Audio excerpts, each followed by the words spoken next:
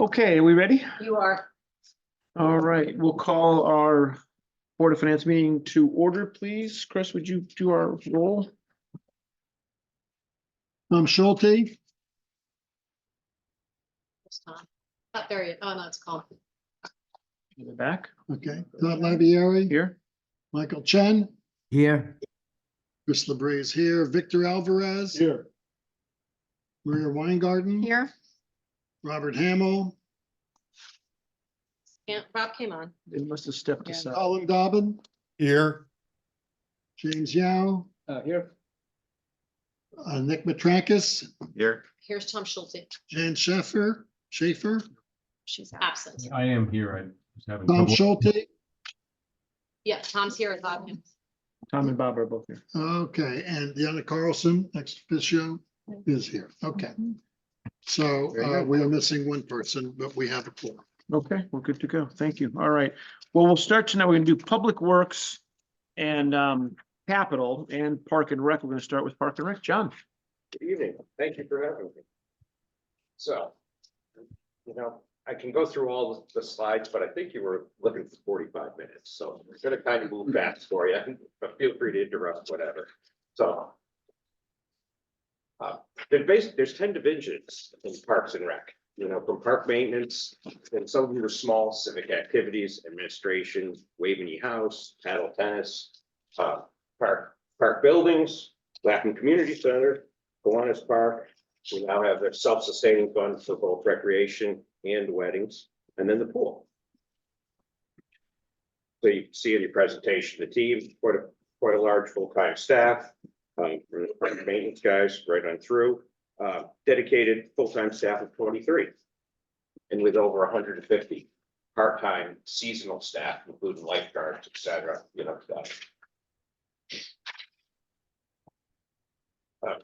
town parks. We have a lot of beautiful town parks and we strive to keep them in the best shape we can. Along with our athletic facilities. So we'll start off with park maintenance. Park maintenance, all aspects of park maintenance. The guys today, we're in shoveling snow, plowing sidewalks, school parking lots, et cetera. Of course, the mowing throughout the season, taking care of leaves, et cetera, anything landscaping. So as far as the park maintenance budget, I'm going to hit the high points. There's really three major changes in there. Salaries overtime is up $25,000. Of that $25,000, $2,000 is just due to raises without changing anything. The other $23,000, we want to add a guy coming in early during both playing seasons to take care of litter at Dunning, Water Tower Turf Fields, Mead Park, and having him dedicated to come in. We feel that it's going to be a lot better, keeping the place in great shape. We have great facilities, and that's one of the things we're lacking. Tell me where that person will go. Give it to me again. It would be one of the park maintenance guys, but what we Yep. have him is coming in early. Yep. So he would do Meat Park, mainly around the snack bar and the playground. Yep. or Otherwise, the two Water Tower Turf Fields and Dunning Stadium. But not Waveney, not the trail. Not routinely on the trail. If we have extra time, we can always move out further. But we think the way we projected it, that will keep them busy. Okay. So the usage supports this, you're saying, because there's garbage pails full of garbage. We are carry out. Yeah. So that does affect us somewhat on, water bottles left behind, that type of stuff. In general, the people are Pretty very decent. very good. But there'll be stuff left over at Beach Park and I just wanted to ask us, well, no, because I was never a fan of getting rid of garbage cans, but I just had a question. If you're gonna do 23,000 in overtime, did you ever look at what the cost of returning the trash cans to the fields and Yes. maybe not needing? yes. And The overtime? unfortunately, I know you disagree with me. Our fields in general are a lot cleaner than when we had garbage cans. Okay, I was here for that. And what happens is squirrels, crows, people also have a knack of throwing it near the garbage can, close enough. We spend a lot more time. We used to have a guy pick litter almost every single day. So Yeah. Hmm. Sorry, Is there any education that you can do around littering? we have tried, we put some signs out, we even had one of the members of the Park and Rec Commission. Picking litter down, we didn't have him, he volunteered, down at Mead Park around the playground It's been over 10 years. We haven't had trash cans. I since think. 2008. Yeah, I was gonna say, I remember when they were removed. John, when you say overtime, is that straight time overtime or is that time and a half? It'd be time and a half except on Sundays, by the Public Works Union contract. That's an existing person who's gonna come in early, basically do more hours. That's right. I hear it all the Yeah, time. and then we'll rotate through the guys. It's not like one person will always. I see. do. Okay. And this year round or just during season? No, during the two main playing seasons, so between basically April to mid to the end of June, and also, you know, from mid-August to the end of October. It's about 6 months out of the year or 7 months out of Thereabouts. the year? It's the main times when we have the most usage. During the summertime, we were able to fit it into the regular team. We get a lot of visitors. A lot of it. Actually, with that said, Waveney Park in 2023 had 258,000 people. How do you know Waveney that? Park. How do you know that? I can't tell you all my secrets. So there was a company that was trying to sell us data. And they did a little demo and they were able to shrink it down. We'll bring them back in 7 years now, so we do a Well- demo again. Yeah, exactly. So 258,000, 258,000. like on the day of the fireworks, we had Well, 8,100 that went to Waveney that day. So is that geolocation that they were Yeah, doing? they're mainly using cell phone data. And then they make some assumptions, It's okay. that's what they say, but they feel it's very accurate. But that's Waveney and we're not doing garbage. We're not doing overtime there. Except the water tower turf field. That's there. truly in Fair enough. Waveney, That's true. When we had them, those weren't included in the 258,000. Yeah. They were able to Okay. shrink it right down by talking to Yeah, them. okay. But otherwise, no, it's not doing it. So, the other thing we'd like to do is outside contractors, we put in $10,000 to do some geese control on at both the high school and at Sac School. Different than Mead Park that we presently do. They don't live there. So they come through, they eat the grass, they make a mess. We want to move them during the playing season. Let them go find somebody else's grass to eat, make a mess. So we would hire a company to come in, most likely with the dogs, just to chase. It doesn't work. I mean, Shotgun. the money's out. To spend the money, but It does work. We've been very successful at Okay. Mead Park. It's been a number of years and yeah. we don't have any nests out there. Well, Okay. they still try to make a nest, but we use a Peter approved approach to addle the eggs. It's really boiling the eggs. You check to see if they're live or not. And then, So this would be where now? Not Mead, but That's at Mead. This would be at the high school. At the and high Sac school. School. Have we done any at Saks already? Okay, because I got Amy shared a picture from this year of like a whole flock at Saks. There It was one unreal. It had to be Unbelievable. 500. Yeah. What, this time of year, like when the snow starts to melt, they're just looking for a nice place to Yeah. piece of grass so they can eat. Yeah. Well, but they're always there at Mead Park at that big field. No, this is Saks. At Saks. This was at Sorry, Saks. Saks. And Mead okay. Park is pretty good. Frequently, you see a couple of hundred geese out there. Yes, without any problem. That's at where all. gym classes are you Yeah, know, I know. it's not just lacrosse on the weekends. That's like. Gotcha. PE But you class. would prefer them to be at Mead. No, we prefer that. no, you prefer them out of town. We won't name where. Not naming where. It's in large grass. Yes, we prefer about Oh, it. John, this And kid's this has ugly. worked in the past, the dogs and so on. The dogs work, they actually do a very good job. Okay, So, if it works, Yep. or to not support it, it's a problem. and then the last thing, we went up 10% in our grass treatments. Compared to last year, where seed went up 40% and our fertilizer went up 70%. We feel very fortunate, but it's still a 10% increase we're projecting for next year. That's for the fertilizer we use mainly on the athletic fields. How are we doing on our year to date? budget. I mean, we made an assumption about what we thought, maybe this is a question for Ann or if Josh is on. If the budget was, this budget was 237, you think we've spent 200? That doesn't feel good to me, sitting here in February. We purchased all our fertilizer and grass in one. That was all last year, summer, fall. Yes, Okay. but we purchased it all at the same time. Okay, We buy it off a purchasing all right, agreement. okay. That's why you see so much. What you don't see in there is the small areas we do. Yeah. uh, Town hall, et cetera. So we're gonna save 37,900 this year? Oh, Are you well- done? No. Are you gonna save a little? Springtime is an expensive time for the grass Yeah, treatment. It's an expensive I time. mean, but all kidding, I mean, it really jumped, 164, 161, 246, and obviously you revised to 237.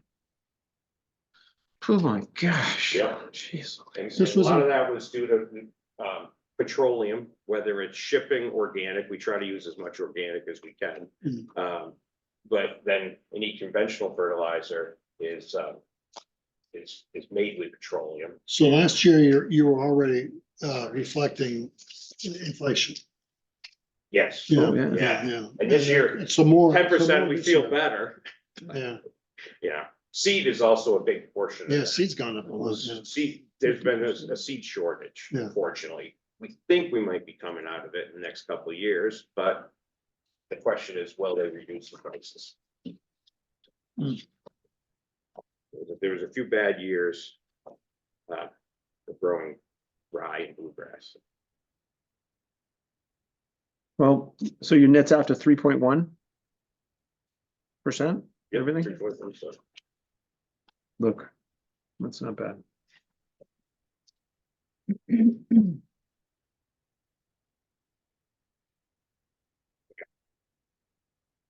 So civic activities, very small budget, but there is a, if you percentage wise, you'll see a 153% increase. The main thing is outside services, refuse service. That's for porta potties that we have here, there, and everywhere. There's two things that have happened. That's truly a true cost of what it costs the town for porta potties. Like this time of year, there's one at Meat Parks, there's one year round at Irwin Park.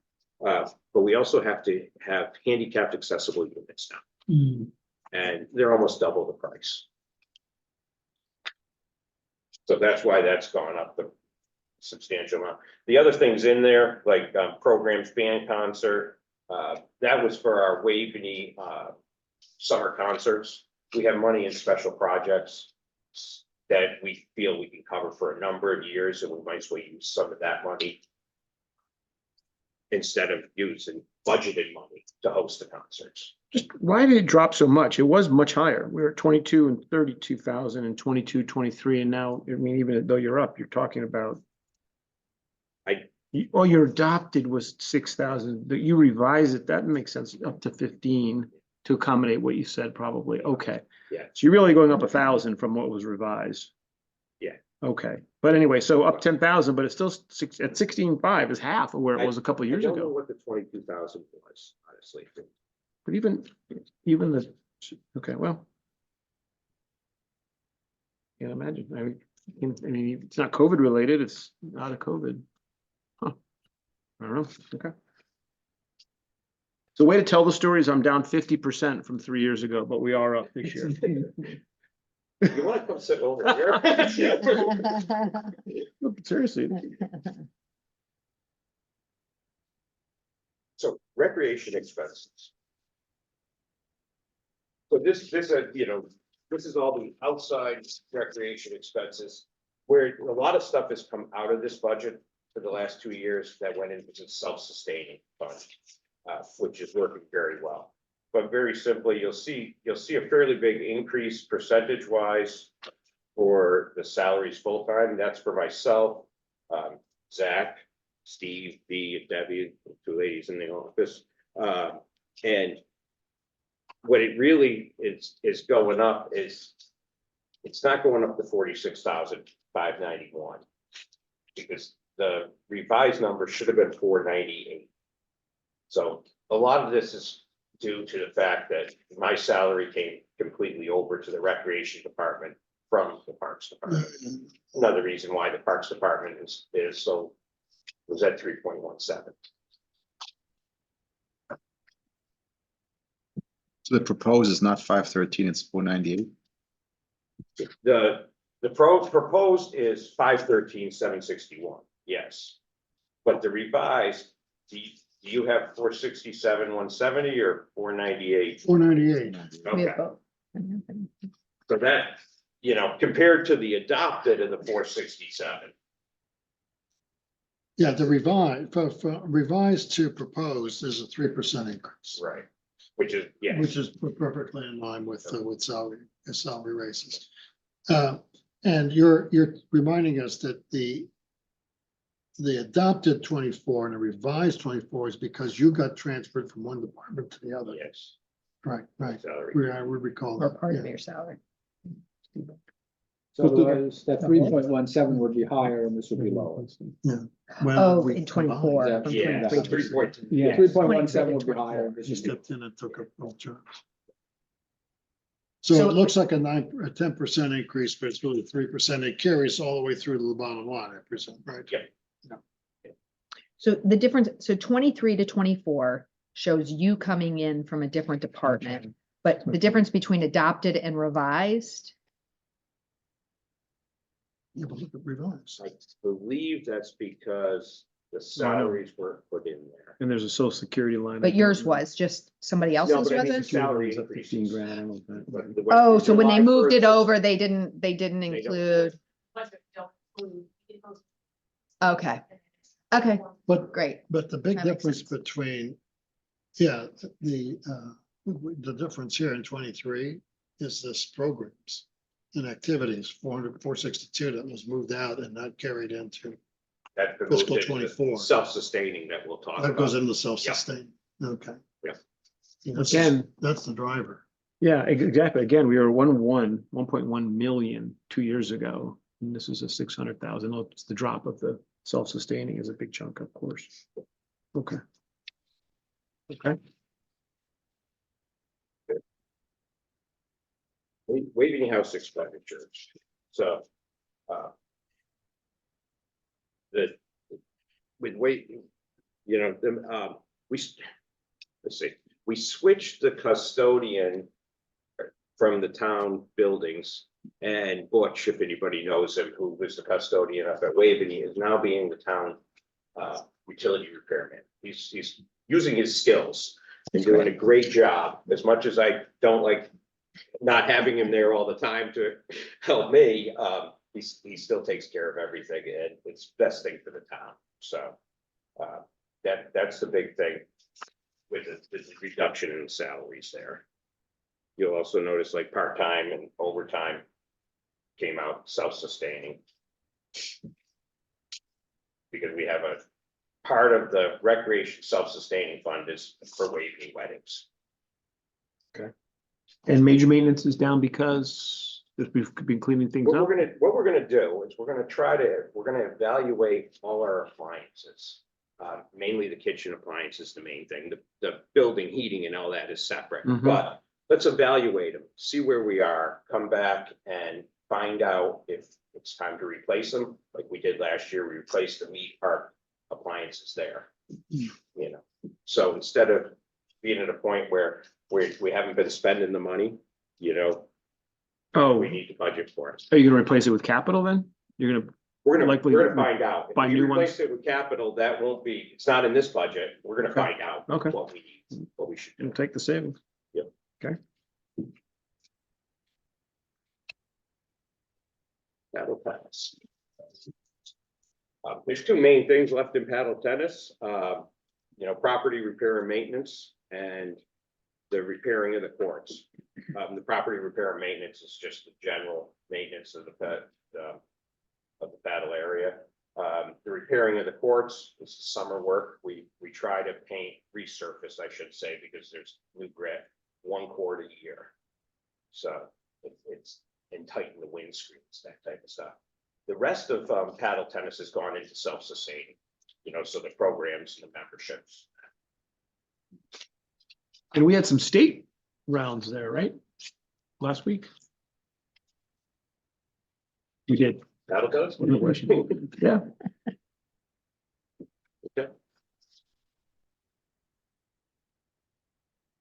Park buildings.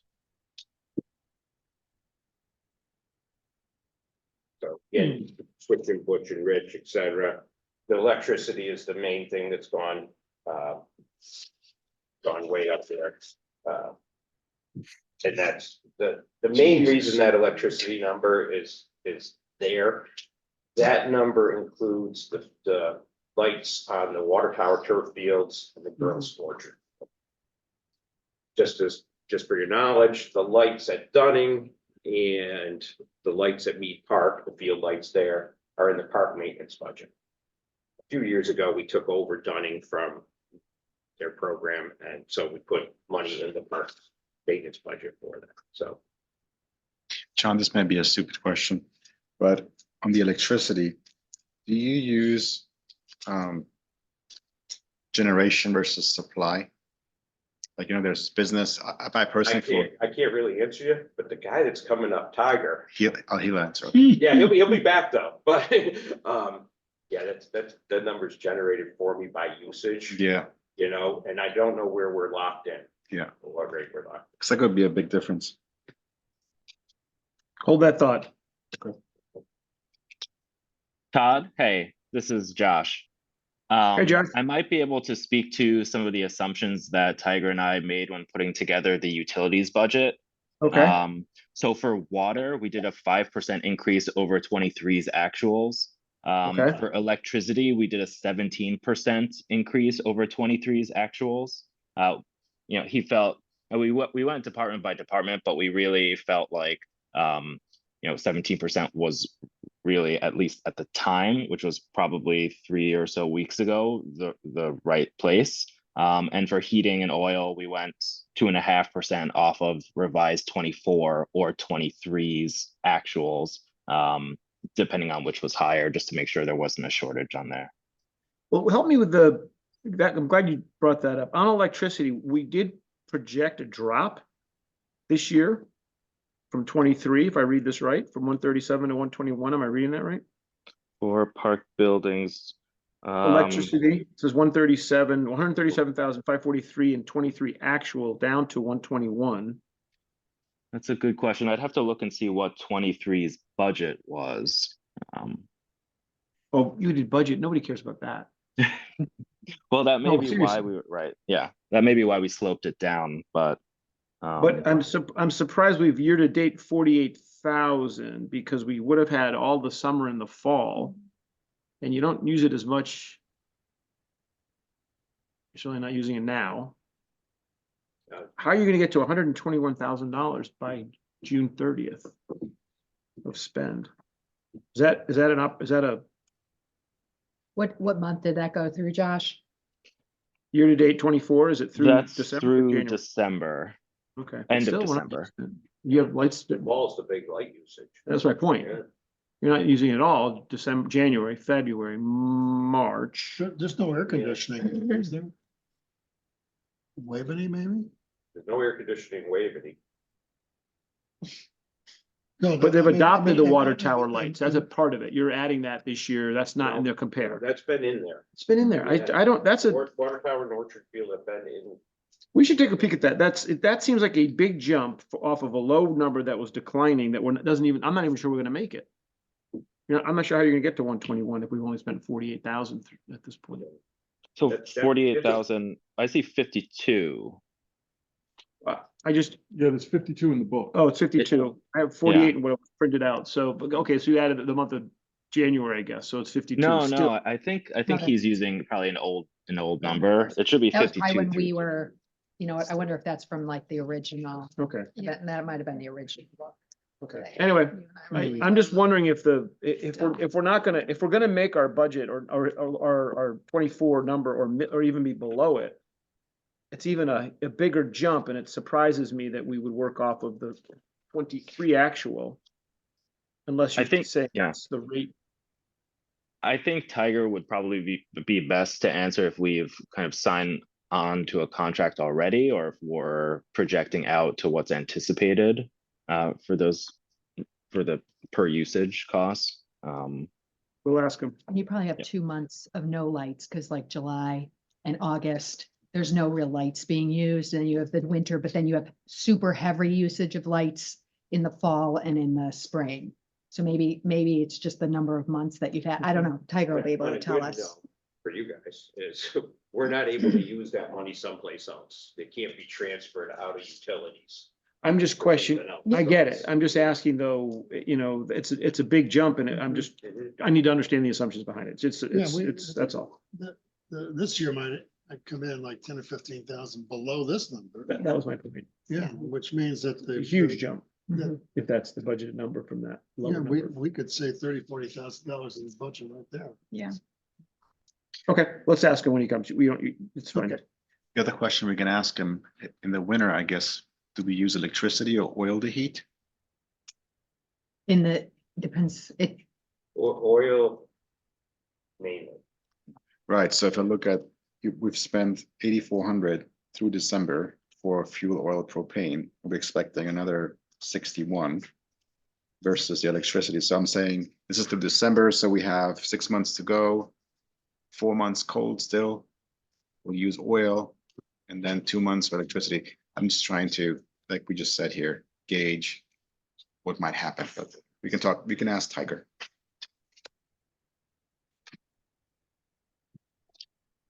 Tappan Community Center. Now, one thing Yep, we didn't, 69. exactly. Yeah. Sorry, we're still stuck on Good. electricity and on oil. There's a lot of money. So there's something. Josh, what do you have for fuel, oil, propane then, year to date? For Parks Building, you mean? Yep, About 8,500, 84. yeah, so, I mean, the actuals have been in this, 40, 50, 60. I'm not sure why there's a drop this year. We'd have to probably look into the account and see if it's something going elsewhere or why exactly. okay, let's find out. Did you do a Delivery. solar panel? Warmer winter. CHP or something? there's a CHP at lab, but it hasn't gone online yet. No, it hasn't been. cold. Okay. What happened?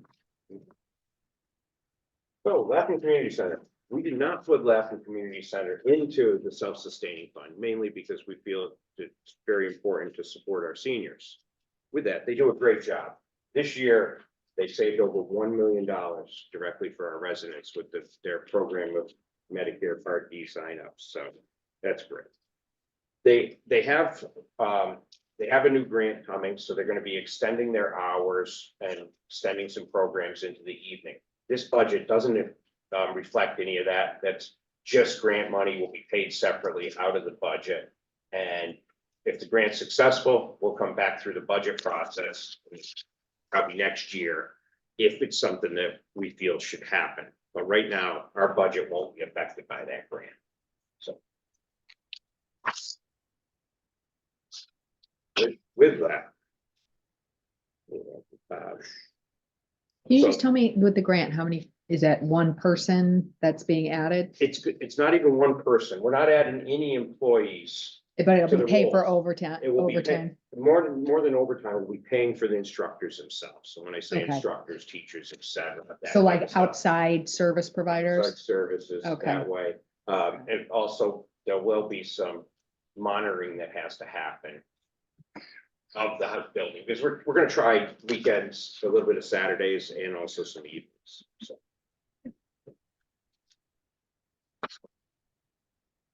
So there hasn't been any major increases, all minor things.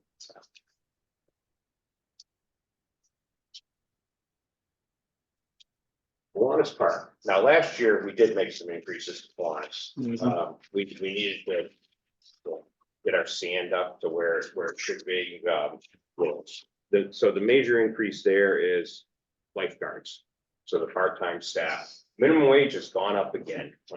So that directly reflects on our lifeguards.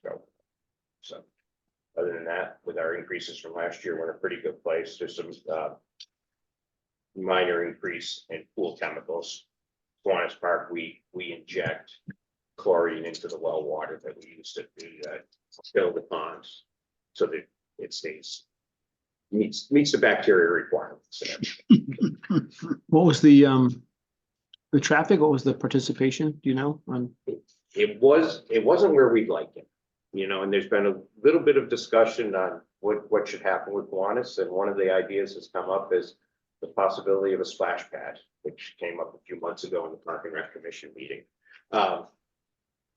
Kiwanis is mainly used for the younger kids, where they can walk in and out of the water easily, but the pool is really the main factor where more people will go to the pool than anything. With that, we haven't been able to open the concession stand. We find people that would like the idea of running it, and then when they really start looking at it, for one reason or another, they decide not to. We've looked at having a food truck down there. We're talking to one of the local delis now. But he's going back and forth whether he thinks it's a good idea. So a lot of that all kinds of works off each other. Nobody's been able to consistently provide food, so you bring your own and It's just numbers. They don't want to do it because there's not enough. there's not enough traffic. And, when the Y camp is there, the parking lots are fairly busy with the drop offs and everything else. So they feel that it's not going to be profitable for them.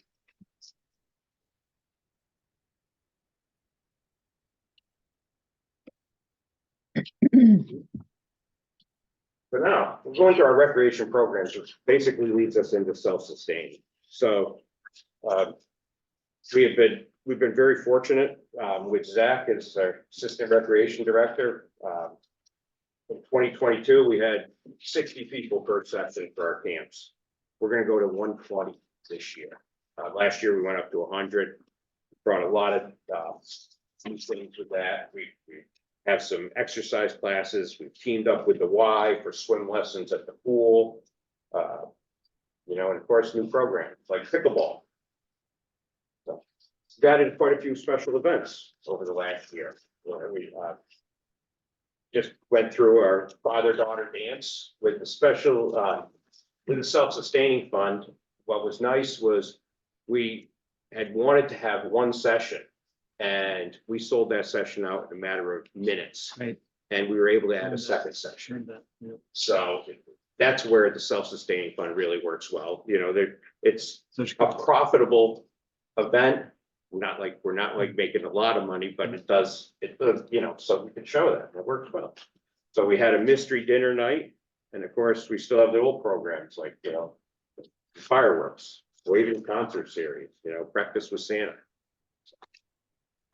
So when we go into the self-sustaining fund, the one thing of note is we're going to be transferring $100,000 into the general fund out of the self-sustaining fund. So that truly is part of the profit. We're starting off slow.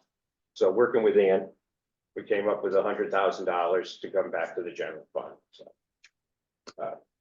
of the recreation part of the self-sustaining fund, we have 9 sections: before and after school programs, summer camp, soccer, which also includes fitness programs, flag football, softball, tennis, paddleball, pickleball, and then special events. The way that works is each one is separate. So I believe it's page 29 for you. You start off with the.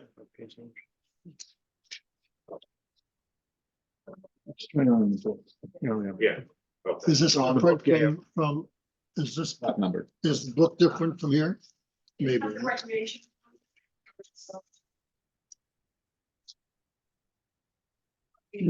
is the same, The percentages should be the same. and the numbers look like they're the same, so I think your slide. They should be. I think the only thing John is missing is the $100,000 transfer Right. out on the top. It's right. I did not. 60,000. It's in the book is 100,000 out. Yeah. Yeah. Yeah, 63,5, Mhm. 89, yeah. So on each one of those, the income for each program is the programs and activities top line item. So that will, for each division, that will show what's coming in. So I can go through them all, or I can, Well, maybe just, let's think about that for a second. What do you want to tell us here? So, Can you talk about soccer a little bit? okay, so the soccer section isn't just soccer, it's soccer and other events, like we're holding fitness classes now. And so it's that type of event, when I say event, that type of program goes in with the soccer. But are you looking at specific numbers? Well, I guess it's just decreasing, right? So I guess I wanna, just checking to see, we got revenue coming in, so BASF. Right, is this Or an after-school program? just checking that the revenue's 280, is what you're Yep. proposing, up a lot. Yep. And expenses are 277. 428 is what we're projecting this. Okay, so.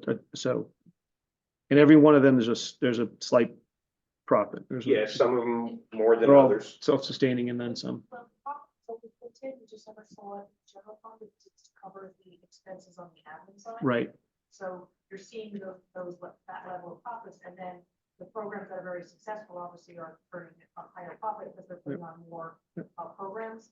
And 24 was we call the pilot year. So fiscal year 24 is the first year that the year we're in now. Right. The first year we're seeing what are they? So the original budgets were pure estimates of saying how it's going to work. And we're adjusting the budget as it goes along. Every time they want a new program, they request that you have the budget and move on. So this is a pilot year, to see how those programs work and how the demand is higher than usual.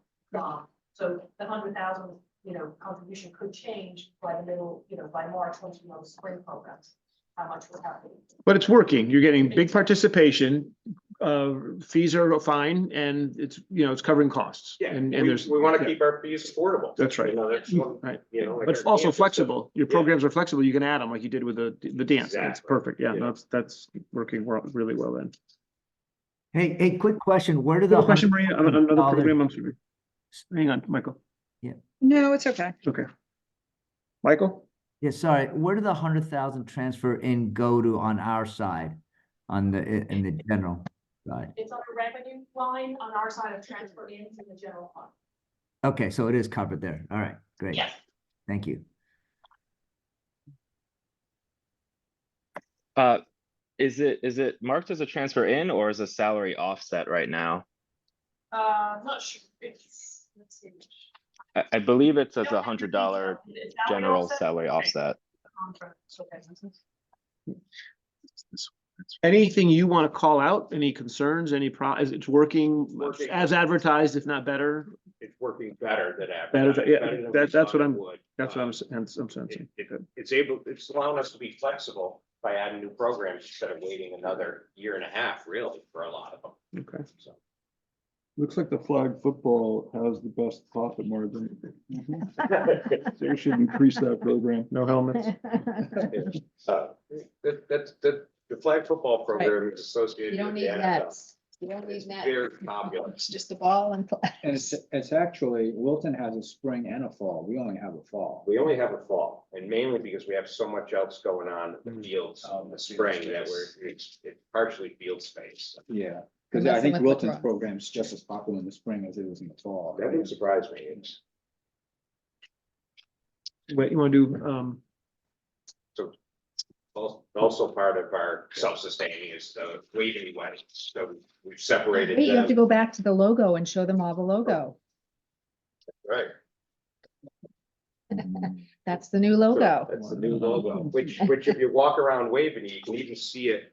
Well, you might be able Everywhere. to see And it. see the window. The windows. Yeah. It's in the fireplace. It's all over the place, fantastic. so Waterfoil. it's worked very well that way. Brides opt to use that logo on some of their invitations. Okay. napkins. Nice. Okay. Is it a 4-leaf clover? It's a quadrufoil. That's what it's called. Have we copyrighted that? It's a standard symbol. You could probably find it in your symbols on your I computer. think you can find it on a Girl Scout cookie. Yeah, but it's. It should be copyrighted as the Waveney. Yes, the New Canaan Waveney House. Yeah, You're right. Canaan You're right. Waveney House. Do we know how many weddings this was? I do not know about that. Okay. I should, but I don't. What we're finding is the same detriment that we've always had. No air conditioning in the summer, so Mhm. July and August Mhm. is slower. One thing that we can't change is we don't have one big room. Yeah. You know, so A big to go tent. to 160 people, there's there's your in-laws or something that you have to push out to the outskirts. So that's one of the things, but, Is it in demand already for the year? oh, yeah. Yeah, Yeah, okay. we're, Friday, Saturday. The and setting is so spectacular, it's a Yeah. 10, and then with a tent or something, I guess to your point, you can work the other stuff. Yeah. Okay, Yeah. good. I think they left. yeah. we try- we You try- went right past that. You just went right past Yeah, that. we tried to tent and there for a lot of reasons. A lot of risks, a lot of liability insurance, I know, yeah. Not even the insurance, so what we're doing, you know, the one we tried, we did was in August. And they had to rent the whole weekend. Any other time of year, we're worried about the, you know, like grass conditions, et Mhm, cetera, mhm. and what it does Sure, for the next wedding, yeah, for the next event. yeah, it's a good point, So, good point. and say nothing about the one that we did, it rained, there was 3 thunder showers as it came through. So right now, we're not doing these things. So, but Waving House is in demand, you know, with the new bathrooms, when we're able to open them up. We don't see anybody changing, you know, the people that want to go there, they want to be able to. Yeah. go to these. Excellent, good.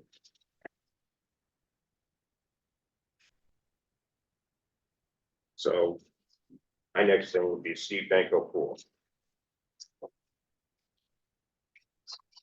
We're very successful. Probably one of the busiest busiest days we ever had was Labor Day weekend, just before we closed, because it was so hot. That's It right. Just was a perfect right. day. Perfect weekend after a rainy summer. Yeah, exactly. That was part of it, You yeah. know, but even with the rainy summer, last year, we only closed one full day. It was one of those days where it was just gonna rain all day long. But other than that, we were open part of the day. We Nice. closed for a thunder shower or whatever, or open up for a few hours in the evening, so.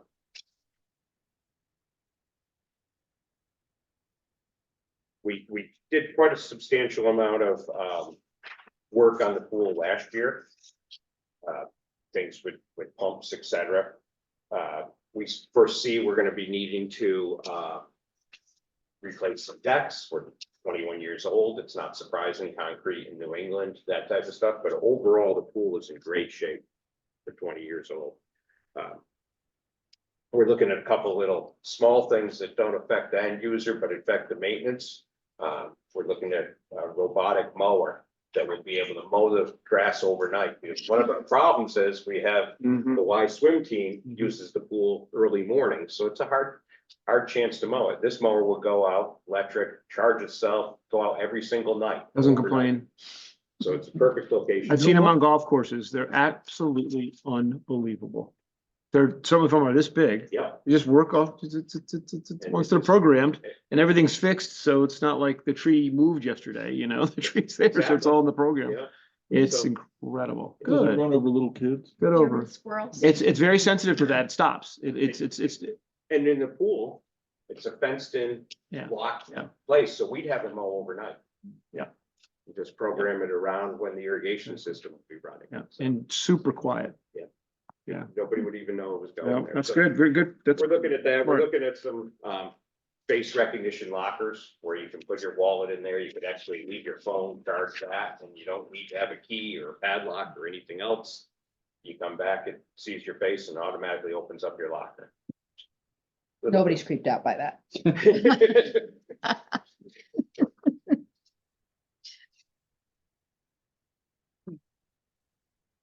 So revenues.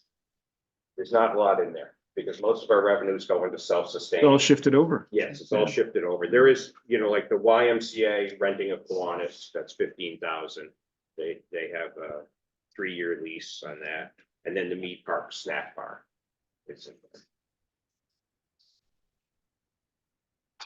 So John, it's Yeah. Tom, just on the YMCA lease, did they not actually use it in 23? Is that why that number was down? No, we think it was transferred into, you know, put into a different place by accident, because, And then it came back? yeah.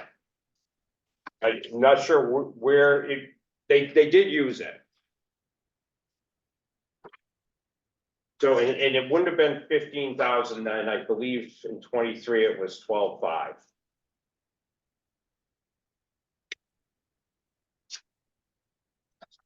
And that lease is up this year? No, that lease this is the first of a 3-year lease, So it was just renewed. Tiger. just renewed, yes. And it stays at 15,000 for the next 3 years. Did you have a question? Wait a minute. I was just Is gonna, that the Nick has a line? question. Yeah, go ahead then. I was just more of a joke. I mean, move the dog park to Dunning Field, takes care of the geese. The revenue, save $10,000. That's out of the box. Brilliant.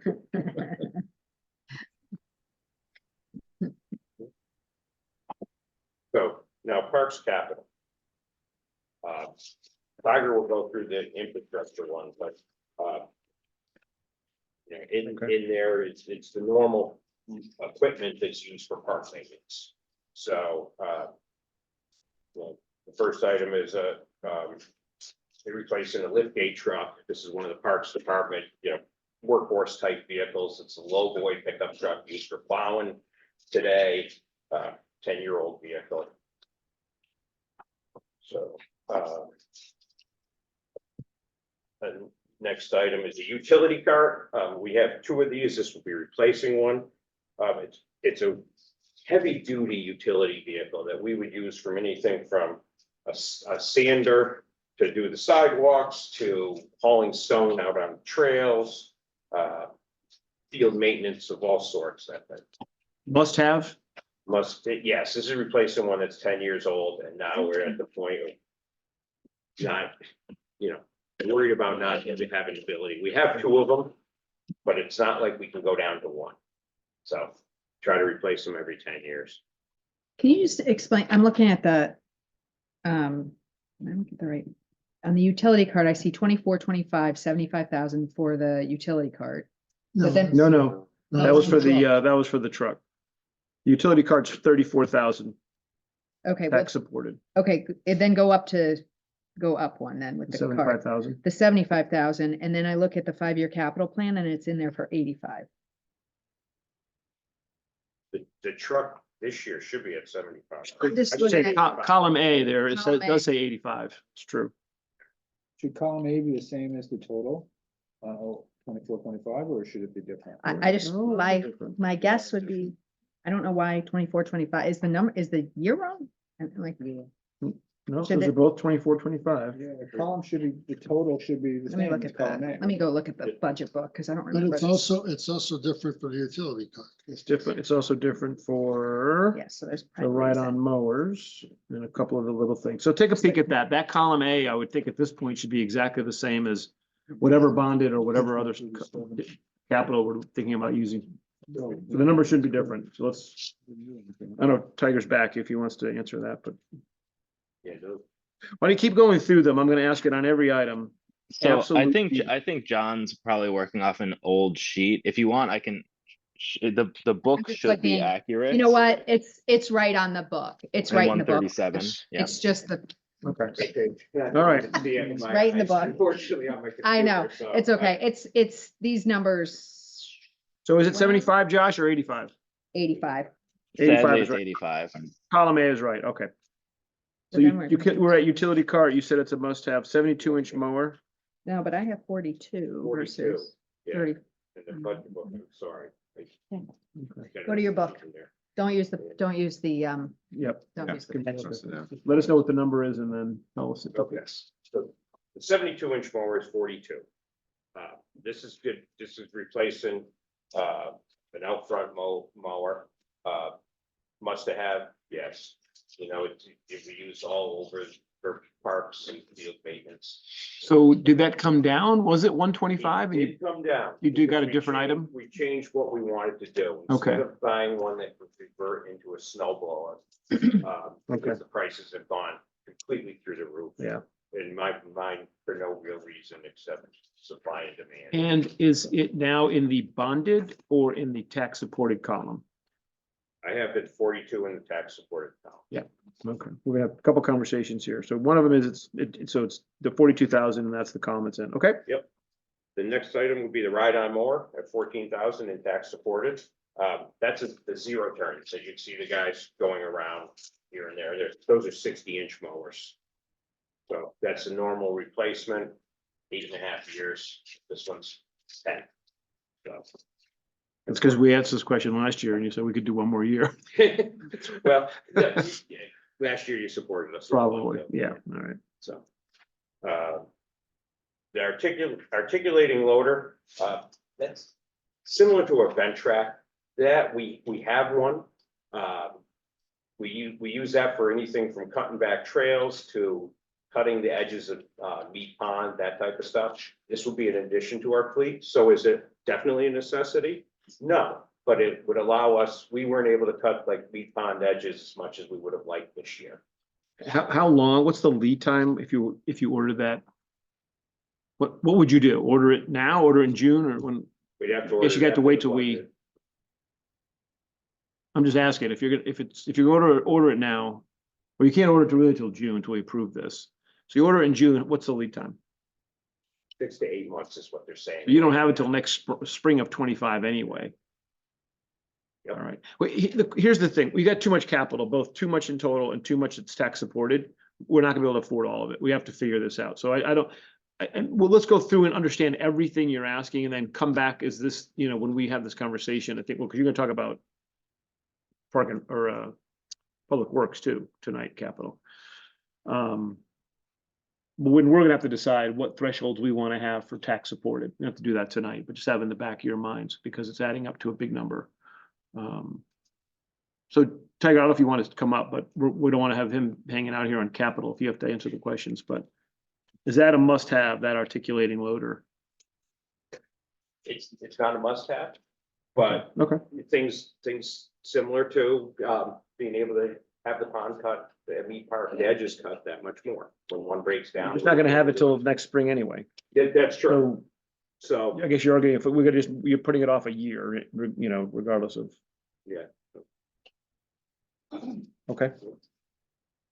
okay. Blowers, this is a stand-up industrial blower that we use for anything from leaves to cleaning the edges of the turf fields to grass clipping disbursement, when we can do that. I consider this a necessity. This is a replacement? This is not a replacement. This is an addition also. Addition, yep. Lead time on that, they say a month, but I don't believe anybody until we have it. That, Is this one of those backpack leaf blowers? no, this is actually, you stand up on the back of it, so the person would stand there and the blower's on the front so they can see what they're doing. It runs similar to like a zero turn mower where it's very powerful. steered. It's one of those giant leaf blowers in the Yes. front, right? Yes, Yeah. yes, it is just a leaf blower, Yeah. a debris blower, I should say. And you're gonna need one next year, or no, 2 years from now would be you're putting in a replacement? That would be for a tow behind unit one, and that's a replacement. That one's gonna be about 15 years old at that time. Last year you had the $8,500 one? That was for backpack self-propelled blowers. Anyway, I shouldn't have said backpack. Several of them? Self-propelled blowers. Several of them? Hmm? How many, Two of them. 2 of them? Any chance you can switch them over to electric? We are looking at it and we actually are demoing some, and I was talking to Skip Hobbs the other day about, he's looking at a grant where they possibly would supply us with a lot of electric equipment to switch over. We're looking at it. Unfortunately, when you're talking the bigger blowers, there's nothing that will be able to run long enough. What we're finding is little handheld units work pretty good. The backpack blowers, they put out about half as much air and you go through batteries for the equipment. So we don't think we're there yet, but we're getting close. The noise is an issue. I know it's, And a lot of the noise from blowers in general is coming from the wind. But there is also additional engine noise too. We have a couple of those battery powered blowers for blowing off things on our property and they don't last very long. you know, And so. Well, it becomes a labor issue. Yeah, You end up having, exactly. spending 3 times as much time with a weaker blower. Right, exactly. I think we're gonna get there someday. They're a lot better than they were even 5 years ago. Yeah, technology's not there yet. Yeah, or you have to spend a lot of money on batteries and keep swapping out batteries. Those batteries are really expensive. Yeah, Really and they expensive. die after. It's one thing to They do only it at your take so many house where you need charges. it for an hour. and We, when we're doing it, we might need it for 8 hours, so then we need batteries, extras to take and a way to charge them. So, yeah, we just don't think we're there yet. The next item is a trailer. That is an enclosed trailer, which we use for our baseball maintenance. So it hauls all the equipment around for for the baseball maintenance in town. So it keeps the groomer in there along with lining materials, rakes, etc. And that's what you'll see going out to the baseball fields to fix the skin surface. And what's the story on this? Addition, new No, replacement? this is a replacement of an existing one. And what's the condition of the existing one? It's Very old. I shouldn't say very old. It's, I believe, 9 years. What do you do with it? What do you do with that one? You could Well, keep it well- for something or you get rid of it? What we'll really do with it is that will go down to Meat Park and replace the one that is completely fallen apart. It's Rusted. used to store baseball equipment. Okay. All right, okay, All right. Yeah, okay. and then that one will go to the junkyard. Yep, got it. Paint machines. Last year we were very fortunate. We were able to purchase a robotic paint machine. One of the best things we've probably done in park maintenance over the last number of years. One guy can go out and lay out fields by himself compared to 2 guys. Took 2 guys 3 weeks, both spring and fall. So the robotic paint machine was great. But that's how we lay out the fields. This is a ride-on paint machine, which we use every week once the fields are laid out to remark them. Except on the turf fields, because that's a completely different paint and everything. But all our grass fields, we paint every single week. Sometimes you take the year like this, and every now and then we have to fit in a second painter of the week with all the rain. So that's to replace one. We keep 2. We keep 1 as a backup. The backup one is 15 years old. This one is at 10 years old. And the problem is we need to have something working all the time. So we get rid of the oldest one and do the same thing. But this one isn't robotic. This one isn't robotic. Last year we were able to purchase a robotic paint machine. That's the 45,000. That was the 45,000, yes. We gotta keep going. Field mower mounts on the back of tractor to mow like Waveney Fields. We mow Irwin Park high grass every other year. There's a Leach Field up behind West School, places like that. So this is just a implement that goes on to the back of existing tractors. It's a replacement addition. That's a replacement. Good. That was your last one? That's the last one. Quick question. Just spin through them one more time real quickly. On the first one, what's the life Of a truck, of the truck? we get 10 10 years. years. Don't- It's been 11 just because they don't. Pick around it, 8 to 10, something like that. Yep. Utility cart, Utility cart, we get 15 years out of them. 15 years. Yep, See where I'm going, everybody. 72-inch mower, 72 and more, 12 to 15 years. well, plus the ride-on, Ride-on mowers, 8. 8 Yeah. mowers. Oh, sorry, skip the articulating loader because you told me you don't need it. Blower, Blowers, should be able to easily get 10 years out of it. really? Okay. Trailer, Trailer, 10, at least, yeah, 10 to 12. yeah, 10 plus. The paint machine, Easily 10 years. wow, okay. The field mower again, Field mower, the one we'd be getting rid of is about 15 years old. 10 plus. Yep. 10 plus and the snowplow. So far, there should be a. Oh, that's not in there. That's right. I got my list is the older list. And then anything else? That was it. There's one more down. Oh, down here on the field equipment accessory. I don't know what goes in. There. That didn't It's make Gone. no- That didn't make the no. cut. Yep.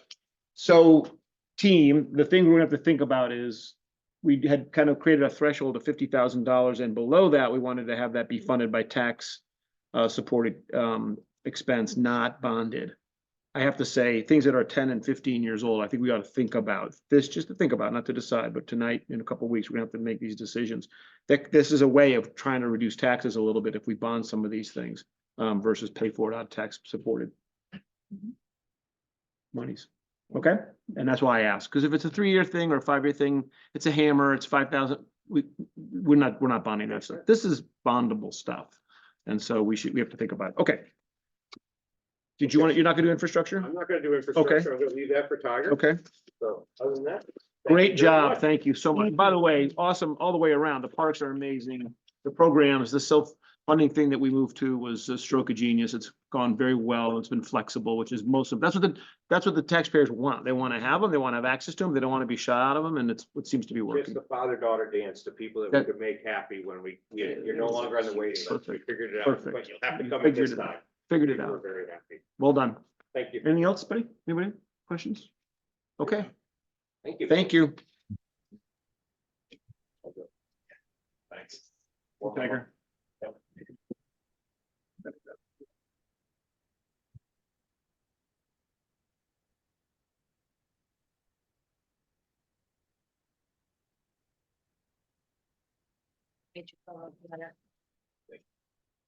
Anybody want water? Take the water.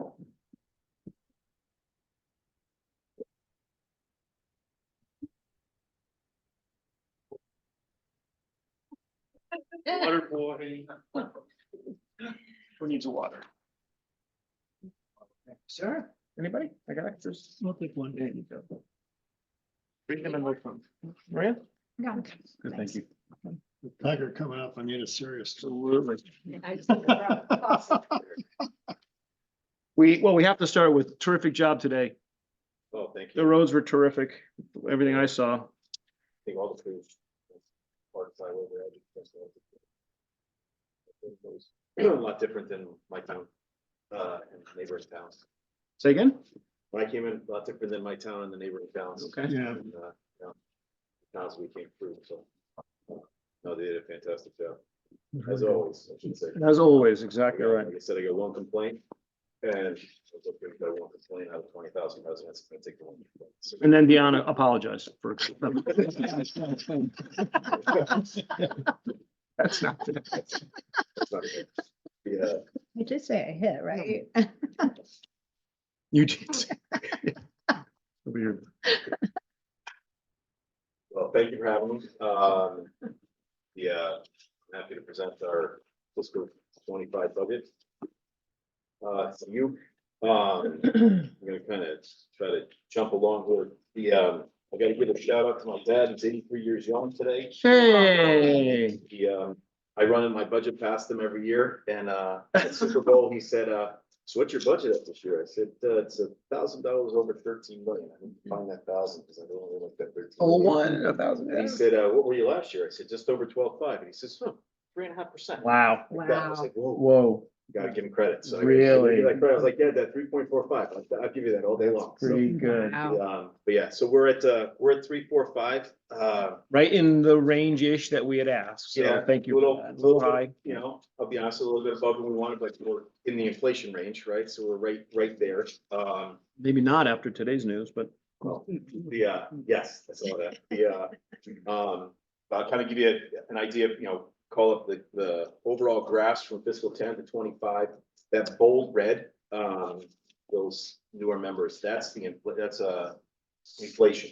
So I judge our highway department off of that line, and we're still less than the rate of inflation. Last year, we were a little bit less, but we're still, we start off and look at the delta between the two, we're still less than the rate of inflation over the past 15 years.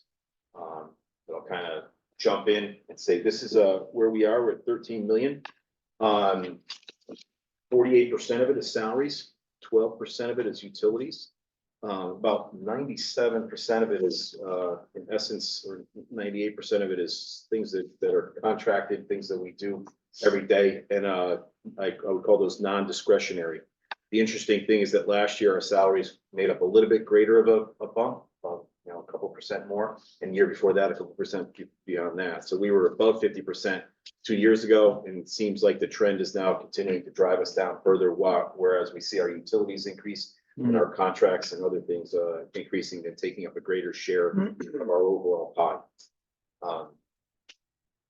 If I go into the first budget, is the administration budget.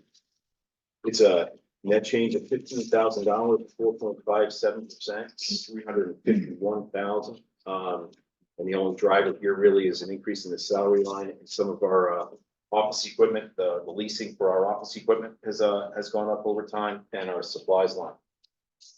But this is for Christy and myself, my DPW coordinator. This is our account. Just any overall questions on that?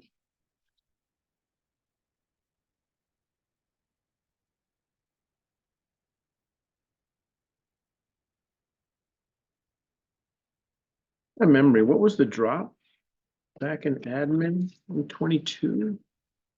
You got back below 400? Back below. So at that point in time, I was carrying the town engineer on the administration Okay. side, because it was actually carried as she replaced me, which was as an Right. assistant director, Okay. right? So Okay. then we made that move over, and so you would see a commensurate bump in the Okay. engineering side. Um, So that was for Maria. Here it is. So Okay. we just righted the accounts at that point in time to put us in the correct bucket.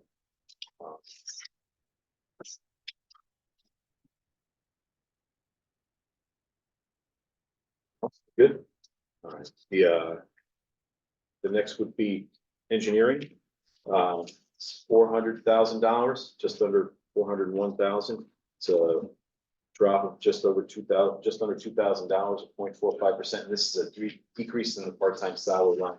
We had someone working for us part-time to help us with various aspects of what we were doing, and we removed that line. At present, actually reduced that line, I should say.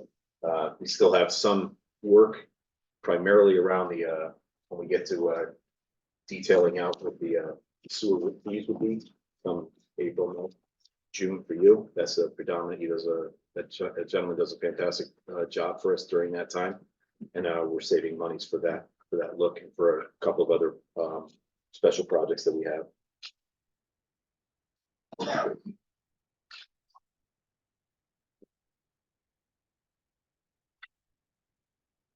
Anything in engineering? Nope.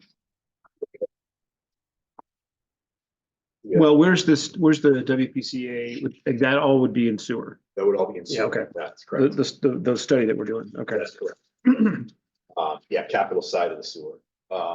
Next is town buildings, with 1.483 million, up 55,000. What we're seeing is slight increase in our salary line, and then an increase in our outside contractors and our service contracts. We're entering year 5 of a 5-year contract for each, and we're seeing the bumps included therein. These two lines, I have to say, are probably the areas where we see the most stress, I should say.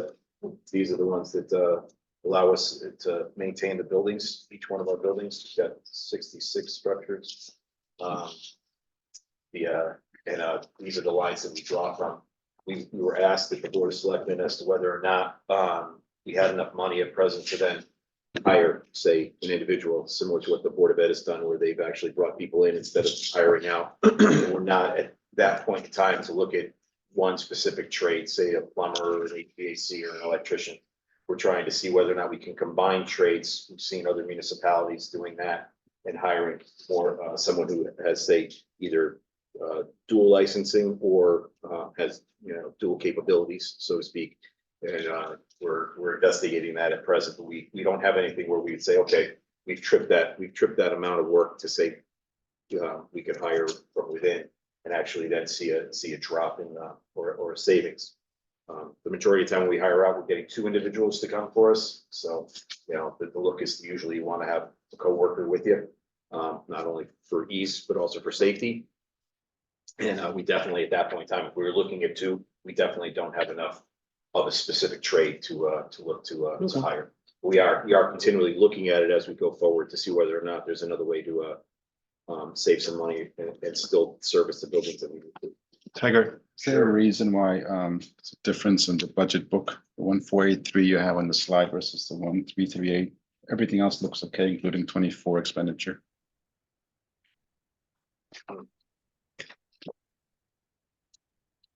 There's $150,000 increase in your number. Yeah. on That's, okay, sorry. I believe that was, was that the drop of the Board of Ed? Did we take that out? For the maintenance for the board, for the leasing, Oh, for 220? we took That might have been it. 124. Right. Yeah, That was, sorry, this is an older. that's right. This is an older line. So we were carrying the money for the property manager for 220 Elm Street. And the thought was originally that the Board of Ed was gonna pay the town, the town was gonna pay for the property manager. It's not gonna work that way at present, so now we have that drop. So I apologize, I'll be filling in the slide. So the slide is incorrect and the The slide budget is book is correct, correct. the budget book is correct. Tiger, can you go just for the group, the CHP, because we're not seeing obviously a big, savings yet on that program versus, and then the electricity, and just kind of talk about. Sure. So we have CHP units, here at Town Hall, at the Highway Department, wastewater plant, and we'll be installing one at Lapham. It's actually installed, we're just waiting for the gas hookup. The present gas was brought there several months ago. At Lapham. At Lapham, Yeah. correct. That'll be under a separate line, that'll be under one of John's lines. So it's fed off of natural gas, it produces electricity, and then it produces heat. That's why it's called a combined heat and power unit. So it helps take off, it's basically a generator that then, so you see a drop in some of your electric rate because you're producing your own. And then you're hoping that the heat that's spilled off of it is actually brought back into your building. And then you see a drop in your overall usage for your fuel for heating your various buildings. We're still working through trying to see exactly how well this fits into our program. The majority of it will actually take your demand levels off. So basically, if you're spiking your electricity, that there's a demand charge associated with that. If you can reduce your demand charges, you reduce your overall cost.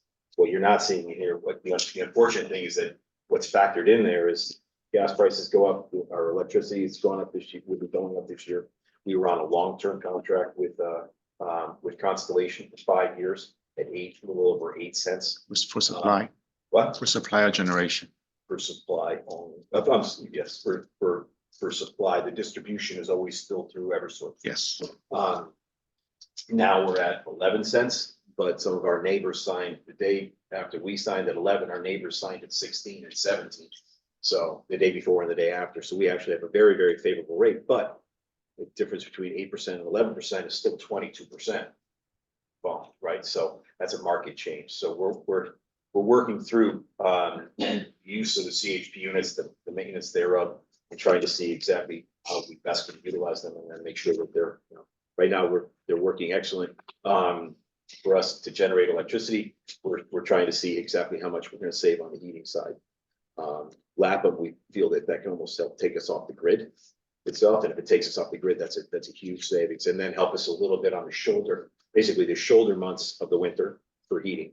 It wouldn't necessarily knock our heating requirements off, but it would help us on the shoulder months, including your September, October, November, and then say your March, April, where it's starting to get warm, but it still has cold nights.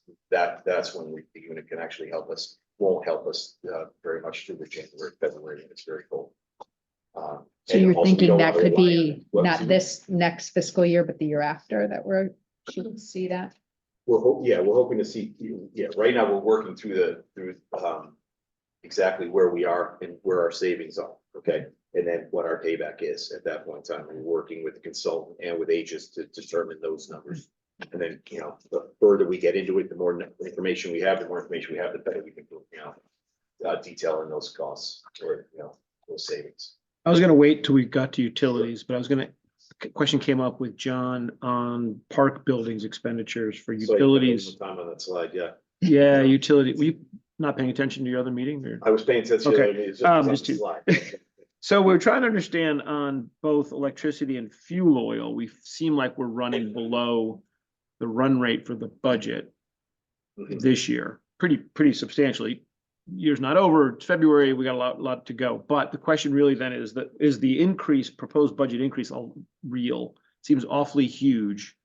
If, We tried to look at each, and when we met, Bill and I, Bill runs those calculations, Bill also runs those calculations as far as, and he takes a 5-year average, knocks off the high, knocks off the low, and takes a 3-year average to determine as we went forward. We met with Josh, and we tried to look at each individual account, each individual section to see exactly where they were and whether or not an adjustment should be made. We might not have made everything. I don't remember looking at parks buildings per se, so we could take another look and see. take another look, it's okay not to have it for tonight, but we'll need to know. I think if Josh, you're on, that approach, I don't know how well it's served us in the last 3 or 4 years, but regardless, you understand the question, right? I do. It's Does he, I want to make sure Josh does. Oh. So you just have to come back with, Yeah, of On our course. Yeah, list of we'll take a follow-ups. look at it and I mean, we'll analyze all the utilities, I guess, with fresher information as we kind of get closer towards Yeah. the vote date, and then we can, specifically hone in on parks and see if that should be brought down a little. yep, okay, both electricity and fuel oil and propane. Yep. Okay, very good. Okay, anything else on town buildings? Yeah, just very quick, Tiger, if I could. So you mentioned these outside service contracts. We're in year 5 of a 5-year arrangement. Correct. And I'm just wondering, so would you anticipate inflation being a thing that next year this stuff's gonna jump because you'll be in year 1 of a new arrangement? It's going to move. Yeah, I don't know exactly. I mean, maybe this isn't for now, but I just wonder whether or not if we think that we're, entering into the market at the peak, maybe 5 years and it doesn't make any sense, but I'll leave that to your. We discussed that, Bill and I discussed that a week or so ago, that I personally would like to tweak that number and not be at a 5 range and be down at either 2 or 3. And to Yeah, see yeah. exactly where we are. The 5 worked for us in the past, at the time that we said it, but I believe now, given where we are in the world, I think a 2 to 3 year range is a little bit better for us. Yeah, It's certainly better. perfect. Okay, highway it is. Thank you. The next is the highway department. It's a 2.24% increase. It's 3.835 million present. Drivers that we have predominantly right now is, we were in our salary line and our overtime line, we were receiving an offset from the railroad account. We're not able to receive that anymore. That was a $60,000-$70,000 where we were charging the railroad account for work that we do at the railroad properties for maintenance, snow removal, things of that nature. There was a small bump in the parks department as well, but the railroad account, because of COVID, is actually quite diminished. Can't actually absorb those costs. So now we're having to see that come over onto our side. And then put it directly into the highway budget. I can tell you right now, the highway budget is running a little light because of this. This year's budget doesn't have it. So right now, we've got about $40,000 left to make it to the end of the year. We'll be having a meeting, Mose and I, when he returns from vacation. He's away, actually. He benefited from being away this time. Actually, I don't know if he benefited because he was on the phone the entire day, so I don't think it worked for him. one day. Yeah, so, but we're gonna discuss exactly what we need, our run rate from, our historical run rate from February to July, and see what that is and see how that compares to where we are. Unfortunately, whether or not everyone believes that we've had call outs, we've had a bunch of call outs, and the call outs matter, right? And the timing of the call out actually matters more. So the majority of them were on a Saturday or Sunday. Saturday running into a Sunday runs into time and a half and double time. Today actually worked out to our benefit because the majority of the day was on straight time, right? Come in at 2 o'clock in the morning, you get overtime, and then you go back to straight time. Interesting model. Although I did see them here late last night, so Excuse me? I did see them here late last night. Yeah. Salting and, Right, 2 o'clock came out to pre-treat, Parks guys came out at 5 for the exact same reason, I think that method worked. You know, based upon the timing of the storm, I think it worked out very well for us. So then, and then we have an increase in our road maintenance line, predominantly for our de-icing product, we saw a big jump in our salt costs. I should say the unit price for salt, not necessarily usage, but the Right. unit price of salt. For a number of years, they were either flat or actually diminishing, and I think Morton finally figured it out that their number was supposed to go the other way. And they made a large jump coming the other way. And then we discussed a little bit about the CHP.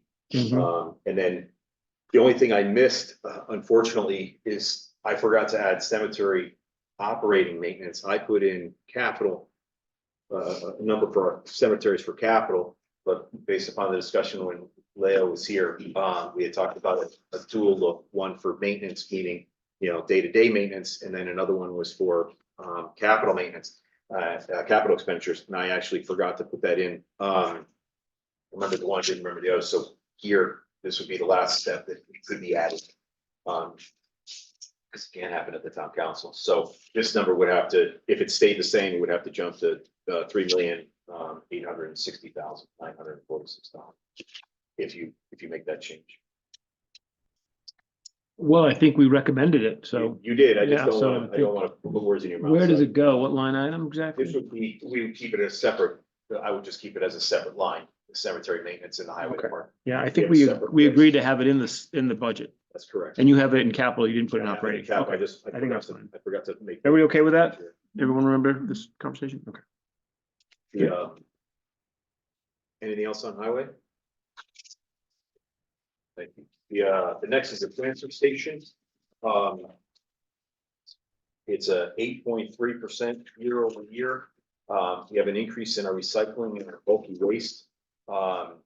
Those are what we're going to be going out to contract for those. That's what we feel where the numbers will be. But we also have an increase in our garbage hauling for our MSW. That is a new contract. We had a 5-year contract that was very beneficial to the town. We were actually paying $94 a ton to have it leave the site, $94.50, and the numbers came in this year at 111. So 111 for the next 2.5 years. We went with a 2.5-year contract because the contract typically expired on January 1. I wanted it to run fiscal year to fiscal year, and then we could bid it early and know what our numbers would be. So we're running a 2.5-year contract. So we're going to take a little bit of a hit in this latter portion of this fiscal year. And then in 25 and 26, the number stays the same at 111. It was less than the second contract by about $27,000, but we were looking at, again, a jump from $94.50 to $111 a ton. What line is that in, the transfer That's in, station? that's in Garbage hauling. garbage hauling. Oh, I see it, okay. Right, and then, what we do also with the Board of Selectmen, approved a jump in the fee. So we charge a fee for people to tip onto our floor because we get charge a fee to have it hauled away. We try to have those fees very close together, mirror each other, right? So we were paying $94.50 for it to go out the door. We were charging $95 for it to hit the floor, right? So now we're looking at the exact same thing, 111 to go out the door, 111 to come in the door, now to hit the floor. We shouldn't lose money on it. No, we're Okay. not. We're That's definitely exact, that's the exact point. We were looking at 111 to 115, to be honest, to charge for people coming in. But that's a direct charge back to the resident through the hauler itself. The only people that don't get affected through that are the people who come to us directly. They just pay a sticker fee. And at present, we weren't proposing to have the sticker fees increase. They're at $45 for people who have a hauler and $75 for people who don't. What's the revenue on that? Revenue on The fee, sticker fee? Page 24. Right. You're talking for the tipping fees, No? for the stickers? Mm-hmm. The dump fees is $80,000. Yep.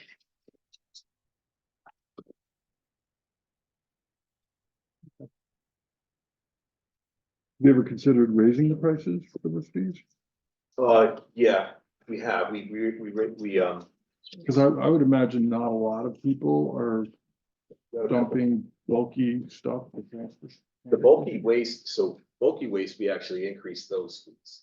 Beyond what you have to pay to get rid of it? Yeah, yes, that's correct. So we're a little bit higher and we made them equal. So we had a bifurcated charge. One was for brush, one was for construction debris, and they were a different cost. We made them the same in case the people came in. People were coming in with mixed loads, very difficult to determine exactly what you have in the load. So we just made the fee one standard fee.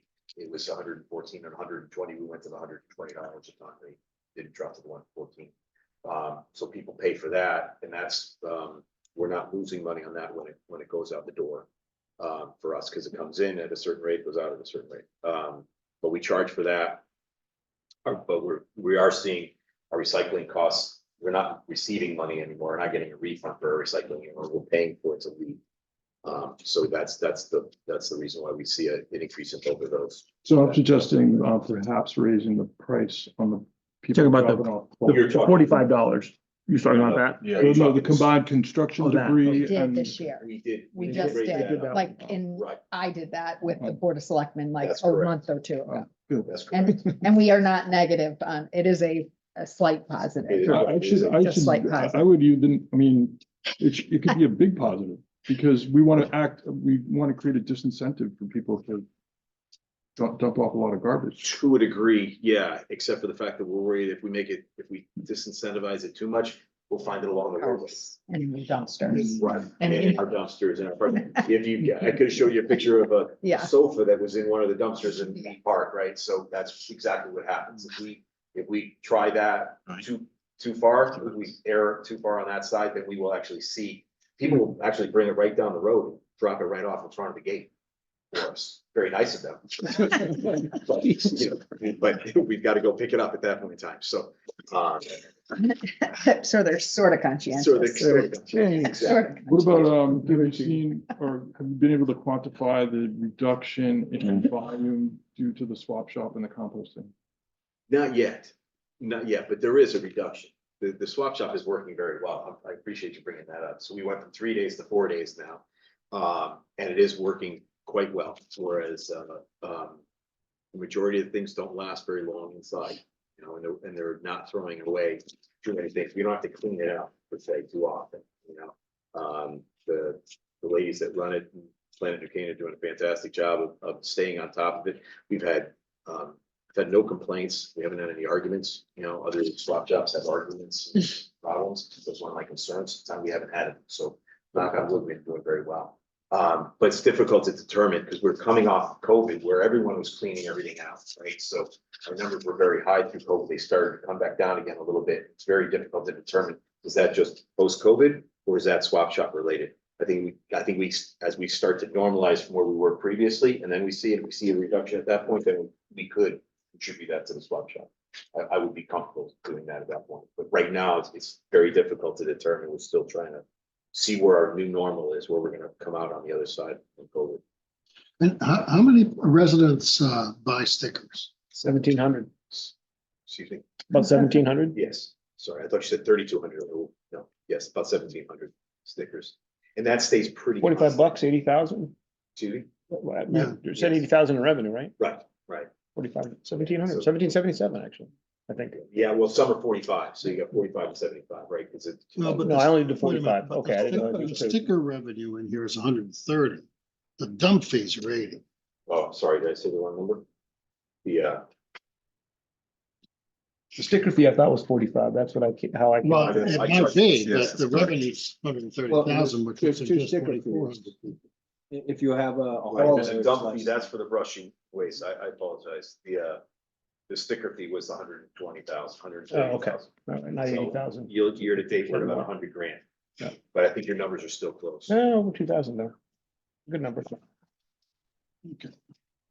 It's a reasonable fee. Yeah, $45. I don't think anybody complains about it. You could double it and just take off 2,000 residents for What? We could. another 50,000. Yeah, and You know, why would you bother? the It's very not- fact that these people already have a hauler and they're willing to pay another $50 a year to the town. So that when something unusual comes along, they can go down there and do it. I mean, they're paying, you know, a couple, I don't know how much they pay every month, every week to the guy, but they're paying that already, right? If you were. gonna- Plus, they're yeah. paying, you know, they're taking a flyer in case they need something. If you were gonna change when you would change to 75. Because now we're, people dump about 1.5 tons of garbage per household per year, right?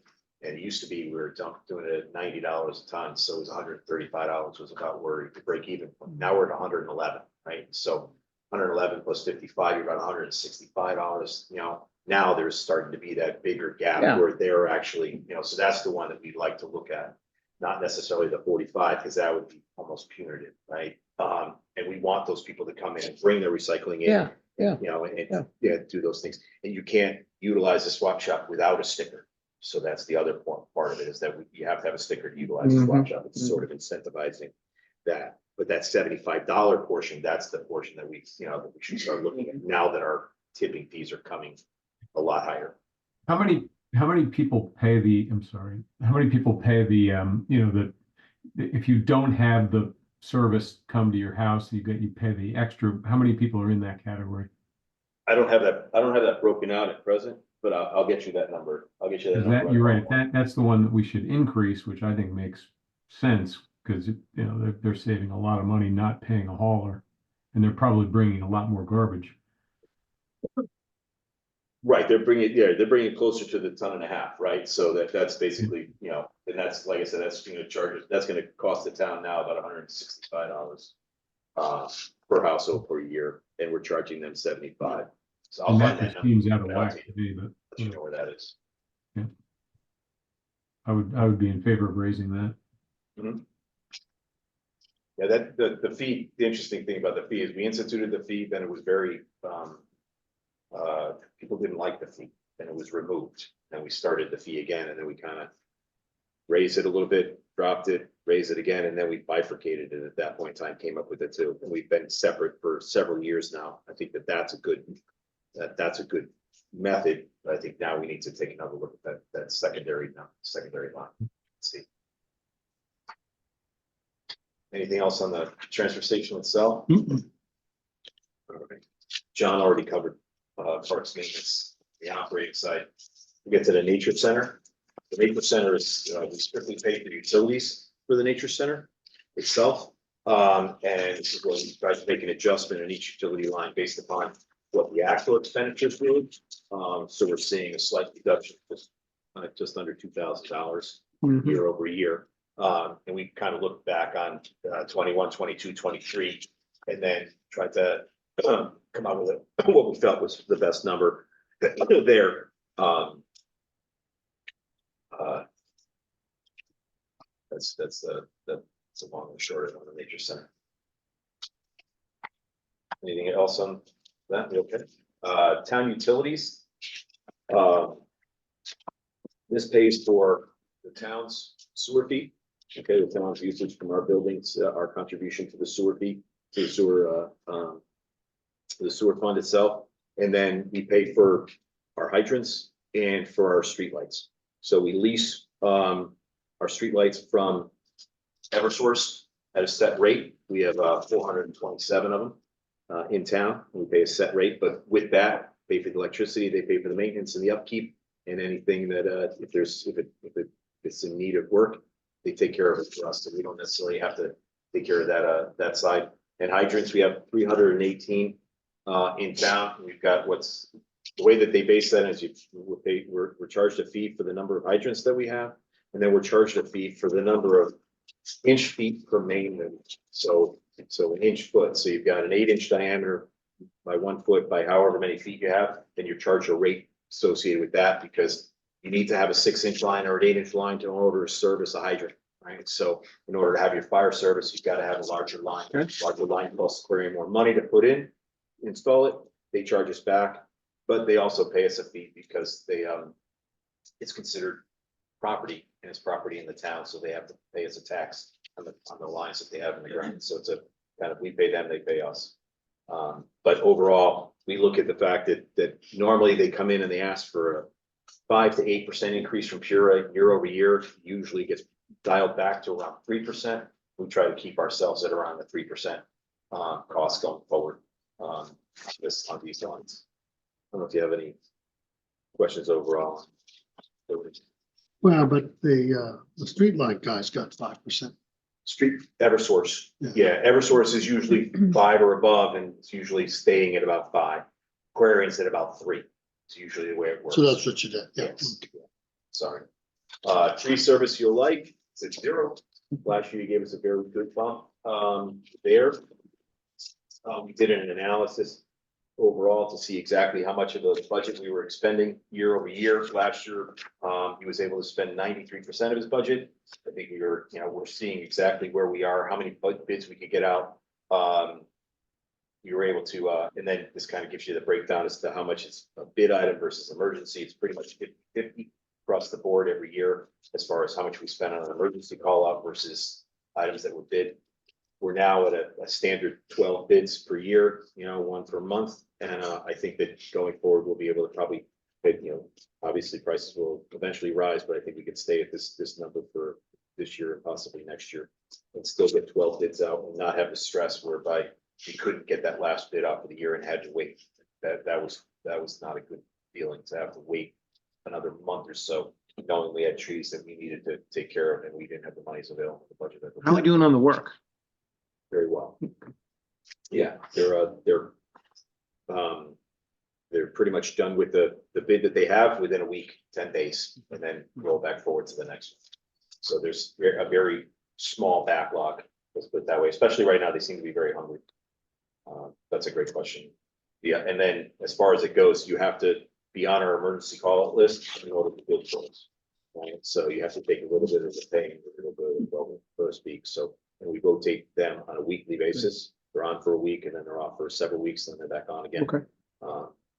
And that seems to be working quite well. Good question. No, I was just gonna ask the same thing, but these are for all the town roads, right? Because the state roads is responsibility of the state. That's correct. So these are all, right, so we have Our streets. right, we got 125 miles of road, but 2 sides of the street, right? So 250 lane miles. And then all of our parks and all of our town buildings or all of our properties. So yeah, And how does that dovetail with the work that the utility companies do? how does that dovetail with it? The majority of what the utilities are doing, and we work quite well, our Bob Horn, our tree ward, works very well with Eversource. And certain ones that we're looking at taking down, we'll say, hey, that's in the wires, that's yours, and Eversource will come and take it for us. We might share expenses, so to speak, where we'll pay for the traffic control and we'll pay to get rid of some of the wood, but they're coming in with the bucket truck and 2 crews to take in 2 days worth of work to take this large tree down. So we do share costs at times, but there is a dovetailing per se, but the majority of their work is maintenance trimming. The majority of our work is removal of dead and diseased trees. So they're not they don't sometimes they're in alignment, but not always. And Eversource doesn't touch every road every year. They touch about 50 miles per road every year with different strategies, so some of it's maintenance trimming and some of it's what this year is called backbone trimming. Predominantly this year's a lot of backbone trimming, which is 8 feet on either side. That's big. And that'll take care of anything that's dead in that side. But again, they're only on one side of the street. We still have one whole other side of the street. So we got another 125 miles that they don't necessarily touch. That's a great question. Anything else on tree service? Nope. Yeah, the next is the sewer. It's up 48,000, 3%. We have a increase in our sludge hauling contract. That's a contractual increase that we have. And we have a slight increase in our sour lines. 26. Okay. I don't know if this, Are you covering revenues here? I can, if you like, no. Maybe just since it's in the book right there. Are we covering revenues otherwise? I don't have many, apart from the transfer station, we're very limited. I don't have a slide on it, so if you have a question. Well, just on the fund collections. You've got, On the sewer fund collection itself, Mhm. actually Bob does a very good job of tracking that, and his collection rate, we're very high. On our collection, we have some that people have been not paying for several years, and we're looking at that point in time, at one point in time, do we go out to collection for them? But the predominant, we're in this, pretty much in the same collection rate that we are with our taxes themselves. There was a learning curve in the beginning, but the majority of them are you know, coming forward. We have probably, I think it's a dozen or so people that have, that are still outstanding. Okay. And some of those are repeat year over year, right? And then it'll just come down to when do you wanna, you know, my town waits 3 months. 3 months. Yeah. They, you know, pay $465 this year, and if I didn't pay by April, she would would automatically put it in collections. It doesn't wait. So what, you sell the receivable off to a collection Yes. agency? They sell the receivable off, yeah. And how much of a haircut? do you get? That's a question for Roseanne. Okay. But I know Cheshire does not wait. They wait 3 months and then they sell it off. He says he'd rather have the money in hand than to wait. I don't think we're in that situation. We're in the same situations. But we've waited multiple years. We waited multiple years. Okay, so that doesn't Right, the sound amount of right. money is not. 3 months might be too short, multiple years might be too long. Correct, right. We might need to find a middle. Right, but these are also the lower end number, you know, the lower end fees, not the $10,000 fee, the $5,000 fee. The commercial fees is predominantly the lower end. Fees. But when we get to April, May, June, I'll have Bob put together that entire list for you. again, Yep. so we can go back to it. Anything else on sewer? Let me get to.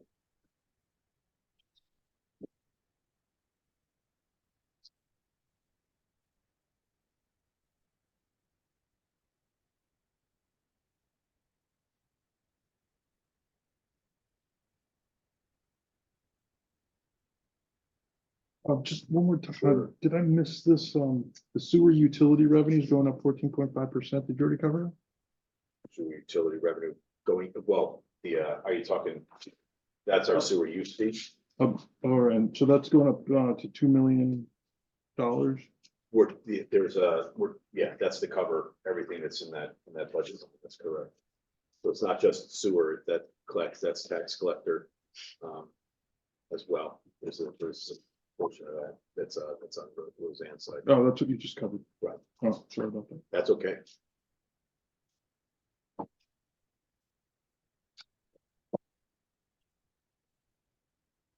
I am good. I don't think anybody has anything. Anybody, I don't know if Tom or Michael or anybody online have any other questions for Nope. Tiger? Good. I'm good. Move over to capital? Yeah. It's the bigger numbers. So this year, our capital ask is $28 million, 28,363. It's up 10 million over last year of 18,317. It does not include the police department only because that's an outlier. We didn't include the town hall when we did the town hall. And I think we would just make it, we would just skew the numbers too much. We wouldn't be able to compare year over year. But I'll walk you through each one of the departments in our respective asks.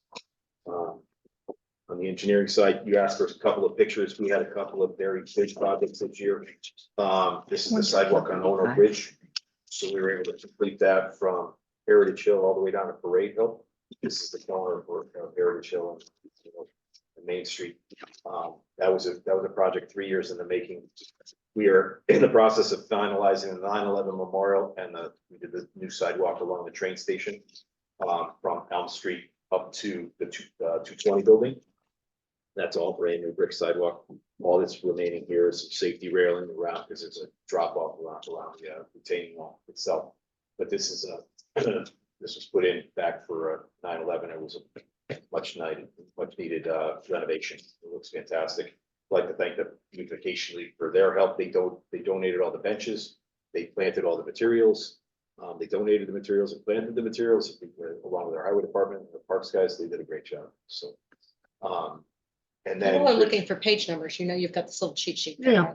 And then the Richmond Hill sidewalks we were able to do this year. That's been in the works since 2019. I saw that. We weren't able to take advantage of a low slip grant the lot zip grant from the state. The requirements were quite specific and quite long. We were 4 years in the making with that lot zip grant. We had an opportunity to do the sidewalk while the rail line was out of service. And our estimate of construction at the time for the lot zip grant was $680,000. And we were able to do this entire work for under 350. So, yeah, there is something to be said for state bid pricing versus the pricing we were receiving in town. But this gives you a look as to what it was, what it is at present. And I got sent this by one resident on one of the first days. It's always the best day to get one of those. He had to, live through the construction in time, but he was very thankful, as are most of the residents, or all the residents along the street. Every resident has been happy and satisfied with the work. We have no complaints for many of the budding neighbors. When are you gonna connect Richmond Hill sidewalk to we go into Irving Park? So, yeah, that is one of the areas that we are looking at present. We're trying to stay inside first. We're with some of the older asks that are on the POCD. And while that stretch is in the POCD, our Plan of Conservation Development from 2014, we have items from 2003 and 2014 that have been around a little bit longer. So the stretch on Lakeview Avenue from Main Street to Millport, to connect that entire stretch, to connect the East School, and then to connect Canaan Parish and Millport with the downtown and our other sidewalks. That's one that we're looking at is under design present. There's a couple of stretches on Seminary Street. Seminary was one of the first sidewalks we did back in, I want to say 2006, 2007. There was a couple of areas that were very difficult to build, so we did not build them at the time. Now we're trying to close off those 2 or 3 gaps on Seminary. And then we're looking at the next stretch that we'll be doing is on Park Street from, Old Stamford Road, Park to Bristow, try to connect Bristow. That's the next extension, I would say. That was already approved prior. We're just waiting for, we're going out to bid shortly with that. We have a permit pending with the state. Once we have a contractor, we can get a permit. Can't get a permit with that, but we have everything in place, ready to go. And that was another 2 years in the making with the design development and the state and stuff. One thing you should all keep in mind, though, with all this expansion of sidewalks and the way that the ordinance is written in town, they flipped, I don't even know what the year was. 2008. 2008, they flipped who is responsible for maintenance, like shoveling snow and all that kind of stuff. And so the merchants in town have to pay for the shoveling downtown, but all this expansion of sidewalks throughout the neighborhoods falls on the town. And we can't currently get to everything that we need to. And as first selectman, I am concerned about the liability associated with that, in addition to the cost. If we decide we want to continue, which I think is great. I think sidewalks are great, but we may need to relook at how that is taken care of. We're one of the very few communities that the town takes on that responsibility. Usually the downtown is taken care of by the municipality, and the residents take care of sidewalks in front of their own homes. So this is a very expensive switch that we've done in this community.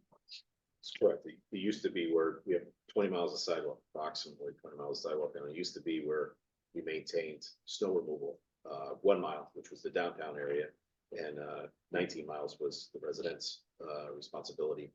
And in 2008, they were switched. So the downtown businesses, excluding any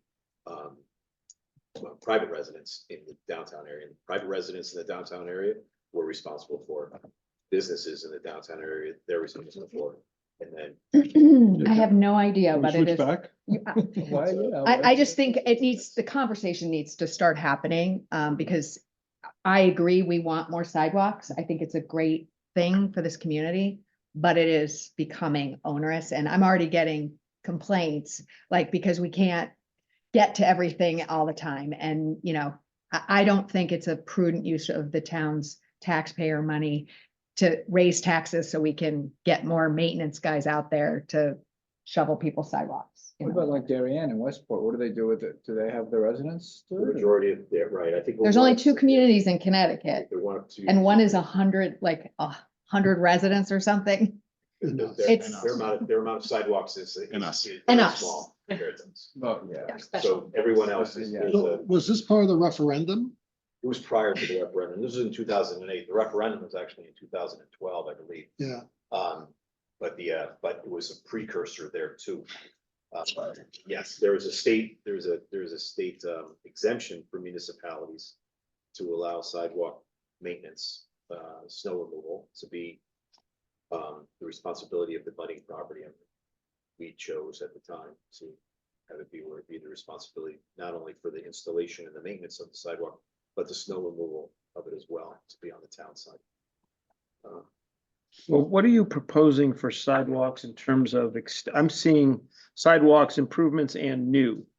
Improvements are what they are. We have them, we invested in them, we've got to repair them, so got it. But new is maybe we stop until there's a study in terms of determining what is new and where does that stop, or how do things get impacted going forward? That's why I mentioned the ones that we had in play, the ones that are under design and. You know, I was hoping the president would just take a hold at that point in time. We can, and then we can discuss whether the ones that we have in play continue forward. But what is this? This is all existing. This is just, so this, the line item says improvements and new, but there's nothing new in it. There's nothing. Peace. new, I right? got it. It's just Okay. it says sidewalks improvements and new in case there was a small piece that had to be done to connect two pieces. That's, or yeah, I understand. something Okay. of that Yeah, no, nature. I fair didn't enough. want it to have Fair to be enough. where it's Okay. all maintenance and then I put in something that's 10 feet long and it's new. Well, I do think everyone needs to understand what we're getting ourselves into every time we take some kind of new sidewalk program and extension. We're all sympathetic to that. The people that live in that next step of the town want to have that. So got it. Really important to understand. But it's coming with a very large and increasing cost, as you said, not just liability, but every other thing we have to do. And at some point, we can't maintain that level of service that we're used to having, where the snow is plowed, the sidewalks are clean, everything, as those miles get longer and longer. So let's there should be some strategic analysis on that before we just do any more, that sounds like that's what you're doing. That's. Okay, that is- good. That is correct. That's what we're looking at present. So the first line in here is a pavement management program.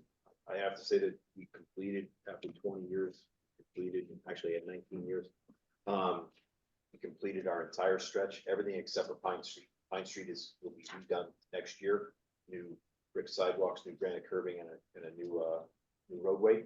But we were able to take care of everything in town, some more than once. We touch every road every 5 years, crack sealing, then overlay, crack seal, mill and pave, and we were able to take care of our entire network and then most importantly, increase our PPI. So we were able to increase our PCI from what we started at 77 all the way up to just below a 90. We've bridged the 90 gap slightly. And we're gonna hover there for probably the foreseeable future. Whereby you'll see that we're gonna hover right around 90, 89 going out in the out years. I did an analysis over the next 5 years as to current pricing, where we are and what we need to do in order to maintain our network. And unfortunately, we've been holding steady at $2.5 million pretty much for the past since 2003. And we can't hold at that level.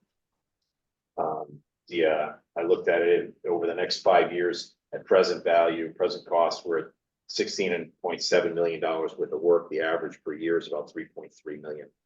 So I'm asking this year to bring us up to about 3 million. I'd like to see exactly how that goes with the numbers that come in and then roll forward to maybe increasing to 3.5 and going forward from there. But for 20 years to stay current, the graph that you see is if we had gone at a modest 2% year over year, we'd be at 3.864 million requests. We're just asking for 3.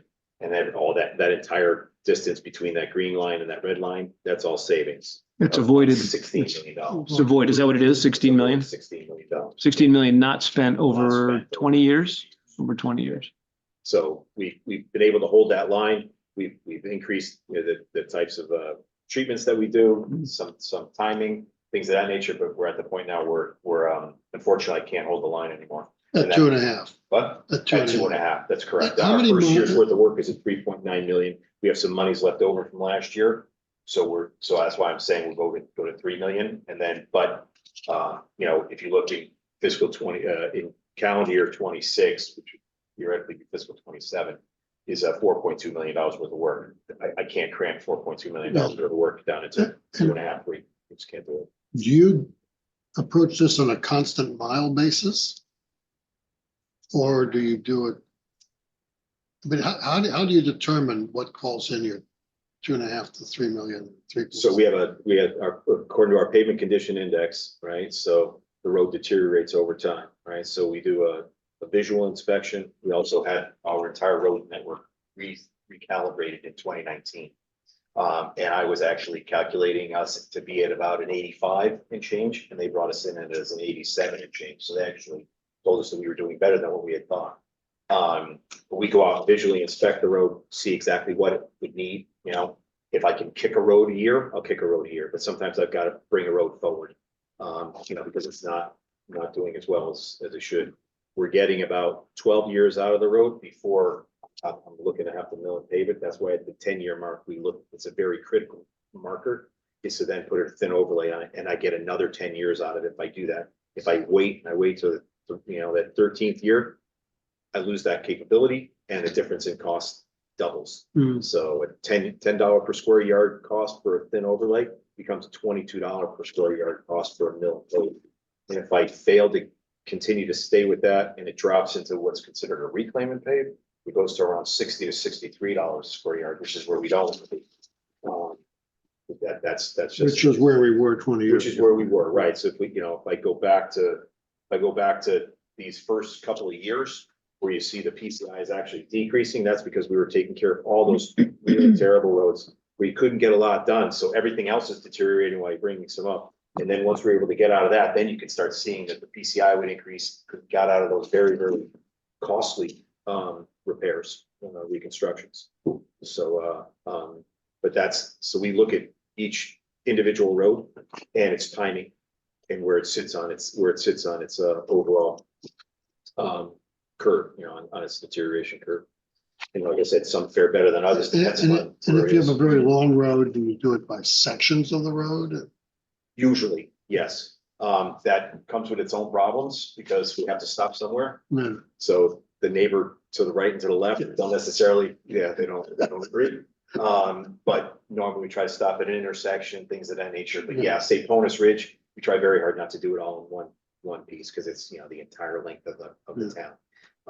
But smaller stretches, we have combined, because there is a cost benefit to doing it all in one, not just the neighbor relation, but the fact that we're already out there, we're mobilized, you know, and then if we're getting a better product and not necessarily having a seam in the middle of the road with different treatments working. And the state takes care of the 3 highways. State takes care of the 3 arteries, 106, 123, 124. They were supposed to pave us last year and they missed. They didn't have enough money to set aside for the work. We thought it was going to be this past year, and now we're looking at into 2025 is when they're gonna come. I think they're lacking staff as well. Excuse me? I think they're lacking staff as well. Every day I get a notice of hiring, and it's from the state. The other day, I think they had 8 openings in the state. So yeah, they're bleeding people, unfortunately, and they're actually not hiring back the same amount that they had in the past. Whereas I would have had 4 people to talk to in traffic just in the district alone. I've got 1 now. So 1 person is in charge of our entire district, where they had 4 plus a supervisor. They just don't have the staffing anymore. Yeah. So that kind of tells you where we are. Pavement side, I have $250,000 in for ADA improvements townwide. That's to stay with the settlement, the pending settlement with the DOJ. We received a proposal from the DOJ, a pending settlement. We're now in the process of reviewing it, and hopefully we'll come to an agreement within the next month or so. And then at that point in time, we'll have our marching orders going forward. We have several projects in the queue, but we don't want to have those start. That was from monies last year, but we don't want to have those started until we actually have an agreement with the Department of Justice. The next is the pavement preservation debts, our utility cuts, curb repair, driveway aprons that we might have damaged during snow plowing, things of that nature that are the areas where if we're able to Stop. We're able Yeah, to we- take care of. We were regaled by that story Yeah. earlier. So, If, I always go back to, I had a call on Winfield Lane for a year from a number of residents complaining about Winfield Lane needing to be repaved. Went out there was one utility cut. The road had been recently repaved, say in about 5-6 years. It was in really good shape. I took care of that one utility cut and the phone calls went away. Because in essence, you didn't bump over it because you came in and out every single day. Right, you know, right. You know, which is annoying, Annoying. right? You know, and you say, you gotta pave my road. All I did was take care of the utility trench. It cost me a couple $1,000s and it's then I let the road run its life cycle. So this is a very important item for us. Yeah. The next item is the Lakeview Avenue culvert. Last year or so, you gave us money to go out and study all of our small culverts in town. If you remember, you gave us like $75,000 to go start looking at all the small culverts that we had in town. We asked our consultant to go out and look at 4, and the first one that we hit it right on the head. Unfortunately, this is the. Can you take that study back? No, I was wondering, what were you So doing? what were we thinking? So- Do we get any state money for this? Unfortunately, if you look at the bottom, this is Lakeview Avenue over stream, bridge number NA. Doesn't have a bridge number. It's not necessarily on the state's record of bridges. We are having our consultant take a look and see. So it must not exist. It clearly isn't a bridge then. Doesn't because clearly It's not on the exist. state list of bridges. We are looking to see if there's maintenance money, other monies. The best we probably could look at is a 50-50 split. Okay. The majority of what we're getting is an 80-20. We were in an 80-20 for the majority of our bridges. We've had, I think 1 or 2 that we had to fund ourselves. The wastewater treatment facility bridge comes to mind. But this bridge itself, it's a small culvert. It's all stone, okay, with a concrete slab on the top of it. That's a water line that runs through it. And then we're seeing this where it's starting to collapse. The masonry abutments are starting to collapse on both bases. And we're getting a lot of undermining. Undermining is probably the worst for the bridge itself because the stone wall's sitting on nothing at that point in time.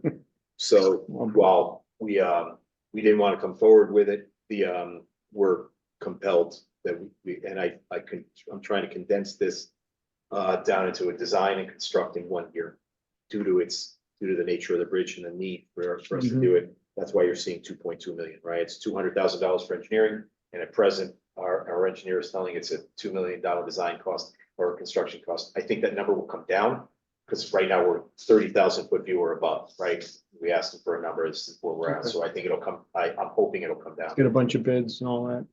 It'll be what it'll be. I mean, we've It'll be got to what it'll do be, it, but you it's, know, you know. but keep it, yeah, that's a biggie. Right. That It's just, hurts. it's a number that wasn't in our budget and it's coming in. Unfortunately, if you were to ask me to take everything else, this is the one that stays, you know, let's put it that way. This is the one that stays. I'd even give up the paving before I give up this one, but I don't recommend that. The next is parking lot improvements. My life will be miserable if you get rid No. of Yes, yes. What else you it. get? Tigers first, then mine. These aren't. Right. I can't be the goalie anymore. I can't be the goalie. No. So this next is. Well, I'm glad we did the study, all kidding aside. That was important to Let's do. just go over that. 100%. Let's just go over that. That was, I'm glad we Yeah. did that. Thanks for advocating for it. So, No problem. So this next is, the item is $850,000 for parking lot improvements. We have 3 that we are looking at, the Benko pool, $300,000. The Elm Street station itself at $250,000, and then another lot will likely be the lumberyard lot at $300,000. The first 2, 300 and 250, we have in the other category. The Benko pool has monies in its pool fund. We're looking to utilize those funds if we can. That'll take $300,000 off the top. or some of it. Like whatever you decide. Yeah. Yeah. Our thought was. That's a third of the fund, if I remember. I mean, it's. Yeah, it's about it's- 900,000 to $1 million. So it'd Yeah, be about a third of the fund. that's too much. That's probably. correct. So yeah, however, and then the Elm Street station itself, while there isn't enough money in the railroad account to cover it, we have the idea that we can fund it out of the town and then have the fund pay for principal and interest on the bond going forward while the fund starts to reaccumulate costs. That's a question for you, but that was an idea that we had of a way to fund this repair. And not have it hit, the town site directly. Josh, you got that one? We have to decide on that. That's a pretty good So, suggestion. so on the most up-to-date version that I have, I believe we moved the 250 for the railroad lot into the bonded category until we really can figure out, how that's going to be funded from, if there isn't that much money in terms of fund balance in the railroad account, in the railroad fund. I'm not sure. I'd have to speak to Ann about how that's going to be potentially bonded for and debt service paid off. If that happens within the railroad fund, that may be something new. But yeah. The Tiger's proposal, he was, I think, if I've got it right, the town does it, and then the railroad fund actually pays the bill. They'll do the principal and interest over the term of the loan. Over the term of the loan, right? We could think about how that works. I mean, it's kind of, not a big deal. Okay. Tiger, would that be the same for the pool parking lot and pool fund? You could, yeah, if you think that 300 is too big of a bite to take out of the pool fund, a third is too much, then, yeah. 100, 150 could come out of the fund and. Yeah, I mean, maybe Josh looks at that too. Yep, Josh, let's put that one on Sure, of course. deeper analysis list. All right, this next one is sidewalk improvements. We have it at $750,000. We had it where we were trying to tackle all the sidewalks behind the line. So, I was asked by the liaison group, do we have issues with bandwidth? And I said, this might be the one where this will be a contractor for an entire season working here, and I think that might be that might stretch our bandwidth a little bit too far. So the thought is that I would like to come down to almost, take it down by a third and drop it to 500,000, whereby I could do the sidewalks on Putnam Road, the entire stretch on Putnam Road and Surrey. And that's the area that everyone goes to, right? So that's the artery. That sidewalk is the artery. Danvers, Whippletree, and Butler all come to Putnam, and then they walk Putnam to get to the school. So I think if we're gonna look at it from a road network standpoint, I would do the artery first. We always worked on our collector roads first, so our collector, and then work on the secondaries, so that next year come back with Butler, Putnam, Butler, Whippletree, Danvers. Sorry, having trouble. But that would also help kind of reduce some of the bonding costs as well. On the capital costs, bring us down to 500,000. I estimated that work at $420,000 at present. I was like second on the bidders list, and hoping that number comes in a little bit less. But then I have some monies left over for maintenance of just our existing sidewalks, specifically in the downtown area. This reminds me, Ann, unused capital. And what do we have available to apply? Yeah, well, We have about 300. of unused? Okay, We'll true that up. yeah. Okay, Josh has been asking us to go through that Yep. exercise, so we'll. Okay. Thanks, Josh. Get through Yep. this, Okay. we're gonna tackle that. He's been very persistent. Josh? You don't have it for me yet? So just to confirm, that's bringing the 750 for sidewalk down to 500.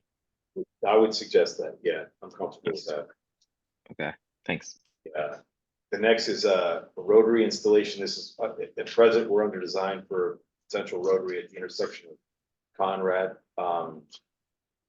Road, Conrad and Whippletree itself, and this would be the cost of the installation at present.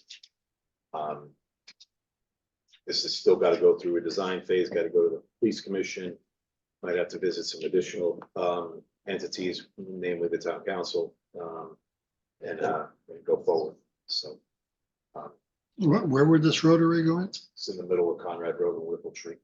It's a traffic calming measure, we're having problems with volume, we're having problems with speed. But we tried to temporarily close it. That didn't necessarily work very well with the residents. That was not calming. It was not no pun intended. So we're looking at that, but right now it's under design, it's out for design, right? So Hardesty and Hanover is looking at this. They've still got to come back with we did a preliminary design, this is come back with their final design, go to the neighbors, talk to the neighbors, talk to the police commission. There's some things that have to happen first here. before this can come forward.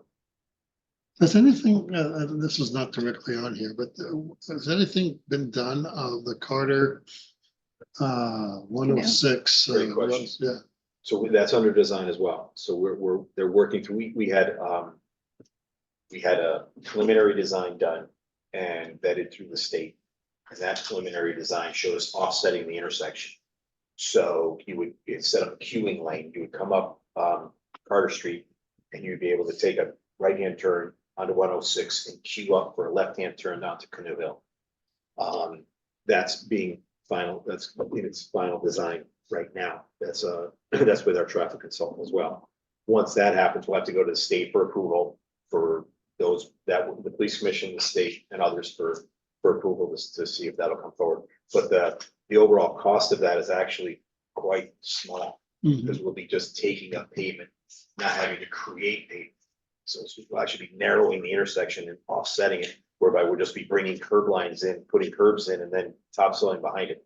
Very low cost measure for a very big gain. yeah. So that's what we're working on at present. And they think that'll solve the problem with, It'll- the issues it'll- on 106 and you can't see. It'll help increase that sight line as you're on, if you're coming from Carter across the Canoe, you'll be able to queue up onto 106 and then be able to see down, see eastward. Any cars coming westbound on 106, because that is the problem at present, right? You have to kind of, and most people are actually intuitively That's doing what we that. They're do. actually kind of coming out, making a quick turn and then another turn.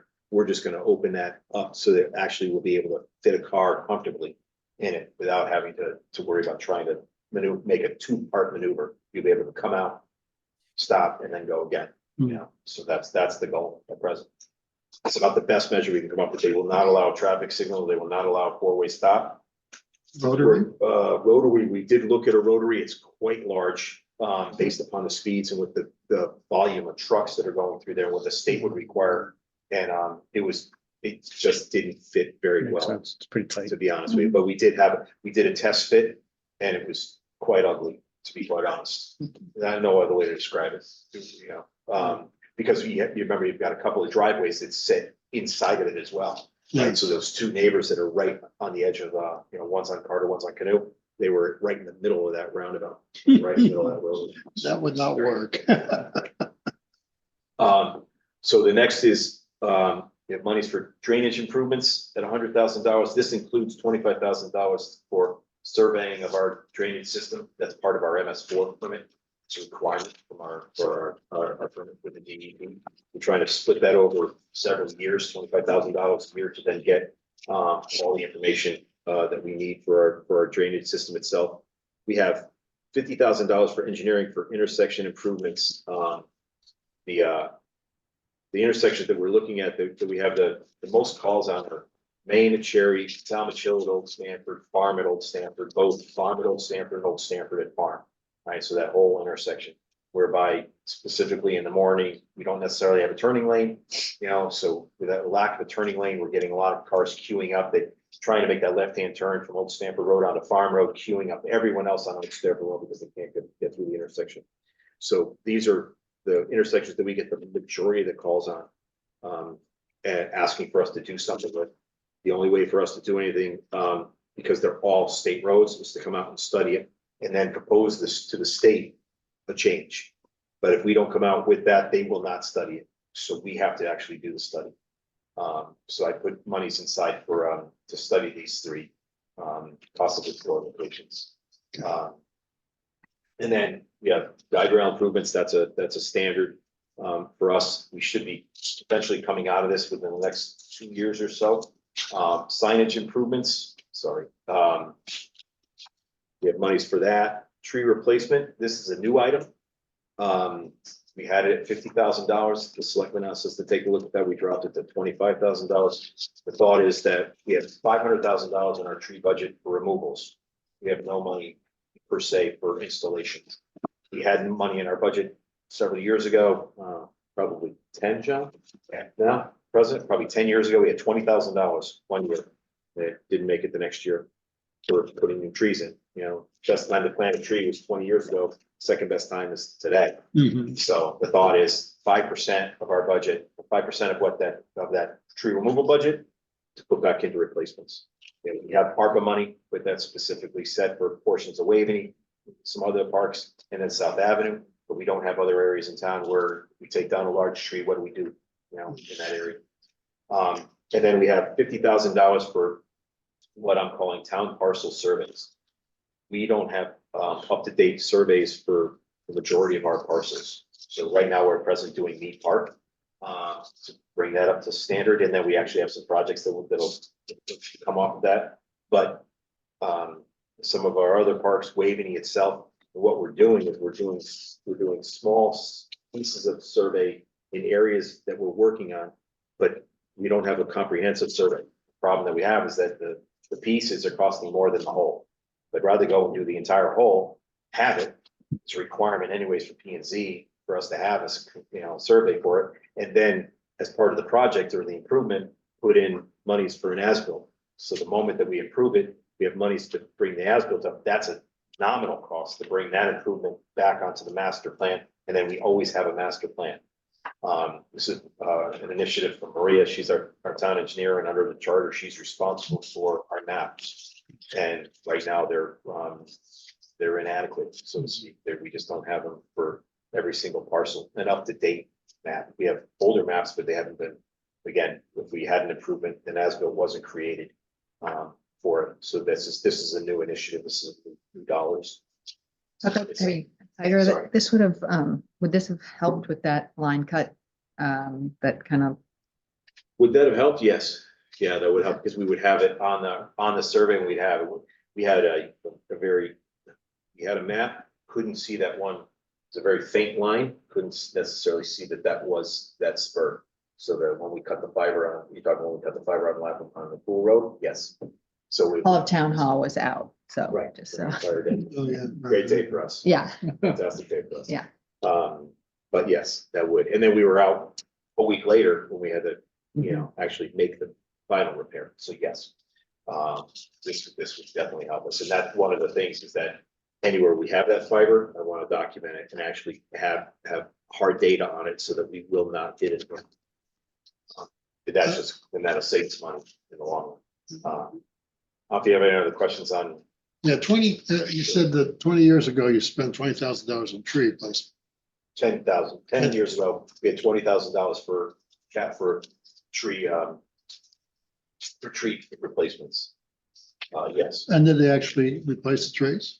We just cut them down. We did quite a lot. I can't remember where they were. So before be honest with you, it was 10 years ago, but yes, we put in an initiative. At that time, John was a tree warden. All right, so we put in this initiative, $20,000 for because of that nature, right? We were taking down all these trees. We weren't putting anything back. And unfortunately, it just didn't last in the budget. It lasted 1 year. And then, and since that time, we've been working with all the service groups, anyone who wants to donate a tree, the beautification league, garden club, things of that nature. We plant the tree for them, and then we'll water it, maintain it, and all the rest of it, but we're not necessarily buying and, relying on donations per se. Someone's not necessarily going to want to plant a tree on Ponus Ridge. If we took down 4 in a row, somebody's not going to want to necessarily plant a road tree. They want to plant a tree in the park. They want to plant a tree for a loved one, which we wholly support. But in the areas where we're seeing where we need to plant trees, we're not going to get support from the residents at that point. Yeah. So that's the thought. Just on your page 15 or whatever that page is, you had the public works, this page, this one, maybe the one behind it. Okay. What is that? That's the capital line? Yeah, well, it's the capital accounts. Yep. And it has the public works department. It's a summary of a table with a bunch of, actually a few years. Right? Yeah. That column adds up to 30. I think you not double counted, it's the wrong word, but I think you had the bridges 2.2 million called out as well as it's sitting in the 7750. Right. Then I make a reduction for it, right? Because in order to, in years past, those were considered outliers, right? So that was where our outliers at the time. So I actually deduct that back out again. I show it in the bridges column to show that we have money in there. Yeah. But then I actually It's, It- in the Excel The file. book is right. It's out. the 7.8 million for all of that. I 7.8 just, million, that's okay, correct. and so, Yeah, it's just basically what I do is in the Excel column, I just deduct that 2.2 out. okay. It's double counted, you're correct. When I first saw it, I thought, oh, we just found $2 million. I'd love to say yes, no.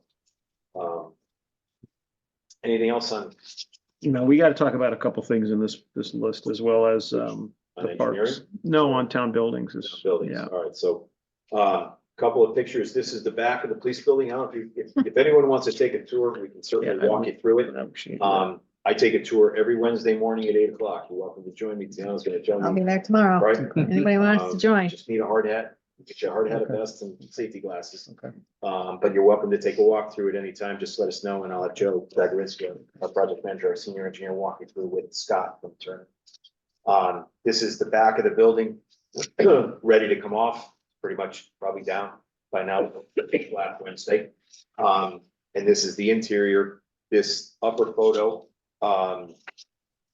is looking from on the far left was the old chief's office, and the far right is basically the training room. So it's all been gutted. And the bottom photo gives you that exact same look. I'm standing in the old chief's office, looking straight across where the lobby was, all the way down to the training room on the far side. So the entire well, bottom floor, first floor and second floor have been gutted. Second floor had already starting to work on setting the floor, starting to set walls, things of that nature. So they're moving along quite well. But if you want to take a look, you can, and I think if you want Joe to come in and give you a presentation. you can- Well, we're doing that, I thought Thursday, what are we doing Thursday night, Tucker? Thursday, We're I think doing, he's coming here. They are. yeah, so we'll do it That's Thursday right. night. Let's not do it tonight. Council is going to review, but he's coming Thursday. Yeah, but we don't need to do it tonight. Right. Or twice. So then as far as town buildings, we've got, as I mentioned, we have 66 buildings. We have 28 separate areas of concern. The biggest one at present right now is the Waveney House HVAC, and other improvements. We have $4 million set aside for the HVAC itself. That's up from 3.5. You were nice enough to give us design money. We went out and designed the entire system. And came back with a cost analysis, and that cost analysis brought that number up. And then associated with that, we have monies for abatement and for, drainage improvements for waste and water piping, domestic water and wastewater in the basement. Everything there is pretty much came with the building, and it's in need of replacement. What we're seeing is that what the piping is encased with is actually holding the pipe together. If we take the encasement down, the pipe comes with it. Of course. So it's about, there's virtually nothing left of the metal pipe inside the line. And unfortunately, everything with Waveney is inside the walls. So the moment this starts to leak, you're gonna have leaks inside the walls that we necessarily have a very hard time going in and repairing. The system that we're proposing is a two-phase system where we'll have units in the attic, units in the basement. And we'll be able to then satisfy the first and second floors with bottom, basement unit satisfies the first floor, attic unit satisfies the second floor.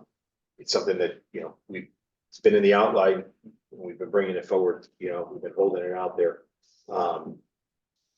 Last year I pushed off $500,000 worth of repointing, and we're paying for it a little bit right now, where we're getting some water infiltration into the building. We've been asked to push that off. We pushed it off last year.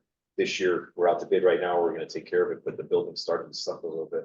And I'm afraid if I say, oh, let's push this, the moment I said I'm gonna push it is the moment I get a leak in the wall from the system itself. So, yeah, I know it's a huge number, and I'm not very happy sitting here asking for it, but that's where I'm at. So it's 4 million for HVAC, 400 for the rest, or 550 for 500,000 for the 550. rest, right. Yeah. 200 and 300, that's correct. So Tiger, Well, it's Colin Dobbin. I'm just wondering, I've lived in town now 30 years. Waveney hasn't had air conditioning in 30 years. It's something we've talked about every year, I think, since I've been involved in town government. I think the other improvements that you're talking about make sense, but, in a very tough year, do we need to spend the money on air conditioning this fiscal year 25? What's the downside of waiting one more year? Well, it's the heat as well. It'll be a combination to add the AC. necessarily isn't much of an upcharge. It's really all the work to put in the units to then get the heating in. Right now, the system runs through the walls. It's a steam system that runs through the walls, and that's gonna be, that eventually is gonna be problematic for us sooner than later. So that the thought is at that point in time, to put the air conditioning in, and then at that point in time, it becomes a much nicer venue for the July, August months for weddings, whereby we could theoretically charge more money. I'm not offering that, but theoretically charge more money. And necessarily be able to then satisfy the requests. We're losing people, John, correct me if I'm wrong, but we're losing people to other similar venues because they're air conditioned and we're not. Correct. Yes. Thank you. So that's the overall thought, is that it'll make it'll make the building more comfortable. And then two, we'll be able to market it to a much broader audience. And we would increase the rates. I mean, That's- we've already had that Right, conversation. that's- We've had that conversation, as a more attractive facility, Absolutely. the rates Yeah. would Hard change. hard to say to somebody, we don't have air conditioning, but. Yeah. Tiger, explain to me again the risk of the existing heating system. Existing heating systems going through the walls, through the concrete walls. So it's a steam boiler that's down, Pushing water through the wall. Yeah, which is down the basement. right. It's pushing water through the wall, so they'll start, And what are those pipes? They're lead pipes? they're not lead Copper pipes, but pipes? they're iron, cast iron predominantly. And eventually, the concrete itself starts to eat the cast iron as well, right? So the acid in the concrete, it's a great design, but not, after 100 years, you're gonna see that. And we're seeing some of that happening. Not only that, you're getting pitting inside of it as well. So you get a lot of pitting, get a lot of problems with reduced flow over time, because it's rusting from the inside. And then what we're seeing in some of our other lines, our water lines, our domestic lines that are of the same type, is that they're encased in, they've got wrapping on them, right? So it's got a wrapping on it. We go and take the valve down, because the valve's not working. There's no valve inside anymore. It's just wrapping, holding it together, and it's still cylindrical, so it's still pushing water through it, but there's nothing there behind it. That's the problem that we're seeing. And with that, the thought is that we can only surmise that that's happening in the walls as well, right? So eventually, it's all the same age. It's all Can't the wait to same open age. that up. Well, that's the whole thing. I mean, if you replace the air conditioning, what happens to the old system? We won't use the system, So you shut it down, shut it down. but does that stop the deterioration? So we won't be putting water through it, so it won't matter. It'll just be in the wall, and it'll just sit there. It's structurally, the wall is fine with the pipe inside of it. Even with pipes that have begun to rust? Even with, if they oxidize too much, then we could see something push through the wall. Yeah, you could see when rebar pushes through concrete, right? And eventually makes the concrete fall. We're not seeing that. We're more worried about the deterioration itself, not necessarily that rusting itself out and pushing through the wall. But it's an interesting question, and I'll ask our structural engineer about that as well. Walk me through the timeline for this. So we agree, we're gonna do it. Walk me through the clock. When would we start? We'd have to do engineering and design, The engineering and design is complete, bidding, okay. so that's complete because you gave us monies for that already. And we should know the answer to that question then. Well, okay, I'll so answer that that's fine, question. okay. Yeah, so that's an interesting concept now that I think about it. Yeah. I'm more thinking about if I take the water column out of it, what am I doing at that point in time? Now I'm adding air into there. What if I am adding air? Am I gonna Don't get- solve it here, but No, just it's fine. walk me through what happens. Uh, What's the timeline? Timeline is like theoretically, we could, finalize the plan and be out within the next 3-4 months. And then start. we'd have Well, to this work budget with- doesn't get passed until May. Well, then I'd have to wait So you until can't, July. you really can't jump on something like this until we, June, July. okay, so At June, that July, point in time. okay. Still 3-4 months, then I'd have to work with John to see exactly when we could, work on taking portions of the building to utilize that, it would have to be predominantly during the winter. You would think. Winter or the summer. Right. Talking to the heating people, they also talked about the fact that a lot of their work could be done while we're having events, not exactly when you're having a wedding, but during that time period, because a lot will be done in the basement. So how long does the project take roughly? Not About a pinning, year. not pinning you down. Takes a year. So Ann, can we bond this over 2 years? Why wouldn't we do it over 2 fiscal years? Why are we laying out? Why would we have to go to market with 4 million? Could we go to however you'd want to bundle it, I'm just wondering. My guess is they get started in the summer, fall, whenever, takes a year, they're gonna find something. They're not gonna be done before end of May or June next year, I wouldn't think, or maybe in that area. Right, in that area, at best, I would say. But don't we have to go for the entire project? I have, yeah. Well, You know what they're for- authorizing? Authorizing it and bonding it are two different questions. Right. Yes, but that doesn't We cost don't- us any money. But it This is doesn't where get- the money hits. But it doesn't get it out of the budget. If you thought you could split. Well, the budget's is numbers on a page. Reality is whatever, and I don't even know if it's a good idea, but just wondering, since it's so big and it's so, it'll be some time. You have to balance the bonding of the playhouse. That's our regular bond. 5%. Playhouse. Tax versus taxable. Tax exempt versus taxable. We don't have a certain level for bond tax.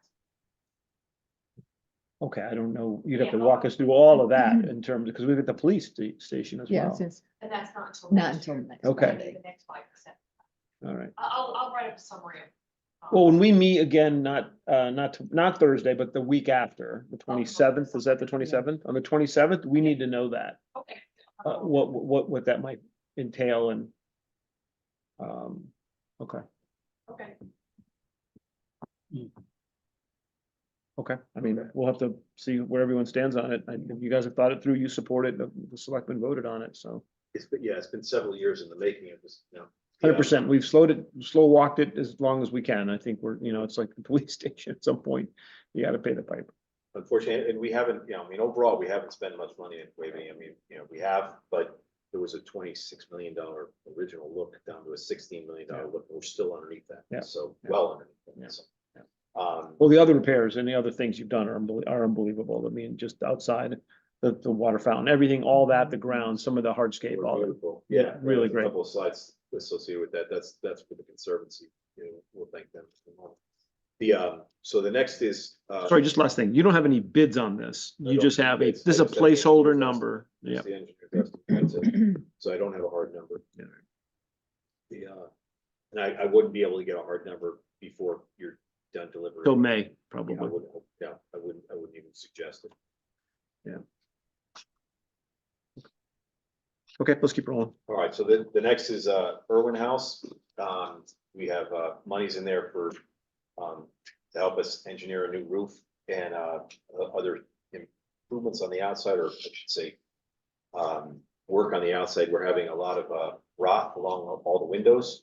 Took Deanna through a walk. It's a mess. What's in there? So we have New Canaan Cares, we have CERT. CERT, we have the IT department is over there. And then we utilize it sometimes as swing space for health if she's doing a clinic. Sometimes Jen is over there as well. Okay. But we have full-time That's some residents use. as far as the Canaan Cares and CERT and IT. And we're getting a lot of rot along all, it's. You should brick just go and- walk over there. I mean, it's very easy to see. it's I brick mean, and- it's all brick the and wood, woodwork and is. The wood is rotting. Yeah. Right? We've got to come in and take care of the wood. So it's basically exterior repairs, painting, and then we'll look to engineer brand new slate roof, and it's a flat roof with a slate on the side. So it's, that's the other problem too. It's not all slate. Right. But yeah, I know you asked us to have a use. We've got people in it. Yep. Yep. And we necessarily need to start working on the building. or Just got an whatever. email asking to renew a lease. That's what I was just. gonna point out. We just got that email. Lease is so- up, so. Okay, the next three items, I have a slide specifically for the nature center, so I'd like to go just to the utility van purchase. We had a change in staffing. What we did was we swapped staff members. The gentleman taking care of Waveney House is now working on the town building side, doing a fantastic job. He's actually trained as a carpenter. He's been able to do a lot of work for us. And the gentleman we had working on the maintenance side in the town buildings is now working over at Waveney, taking care of all the happenings and events that are over at Waveney. And at times they work together on certain projects, but Butch, the carpenter, is doing a fantastic job for us, but we need a vehicle that's suitable for a gentleman who has tools and needs equipment and materials to bring to the various sites that he needs to work on. 50 some odd buildings on an even day. We have, this van is in a lot waiting. it's a used van, but it's very, underutilized, I should say, or unused. It's got just several hundred miles on it. It's actually already equipped with shelving inside.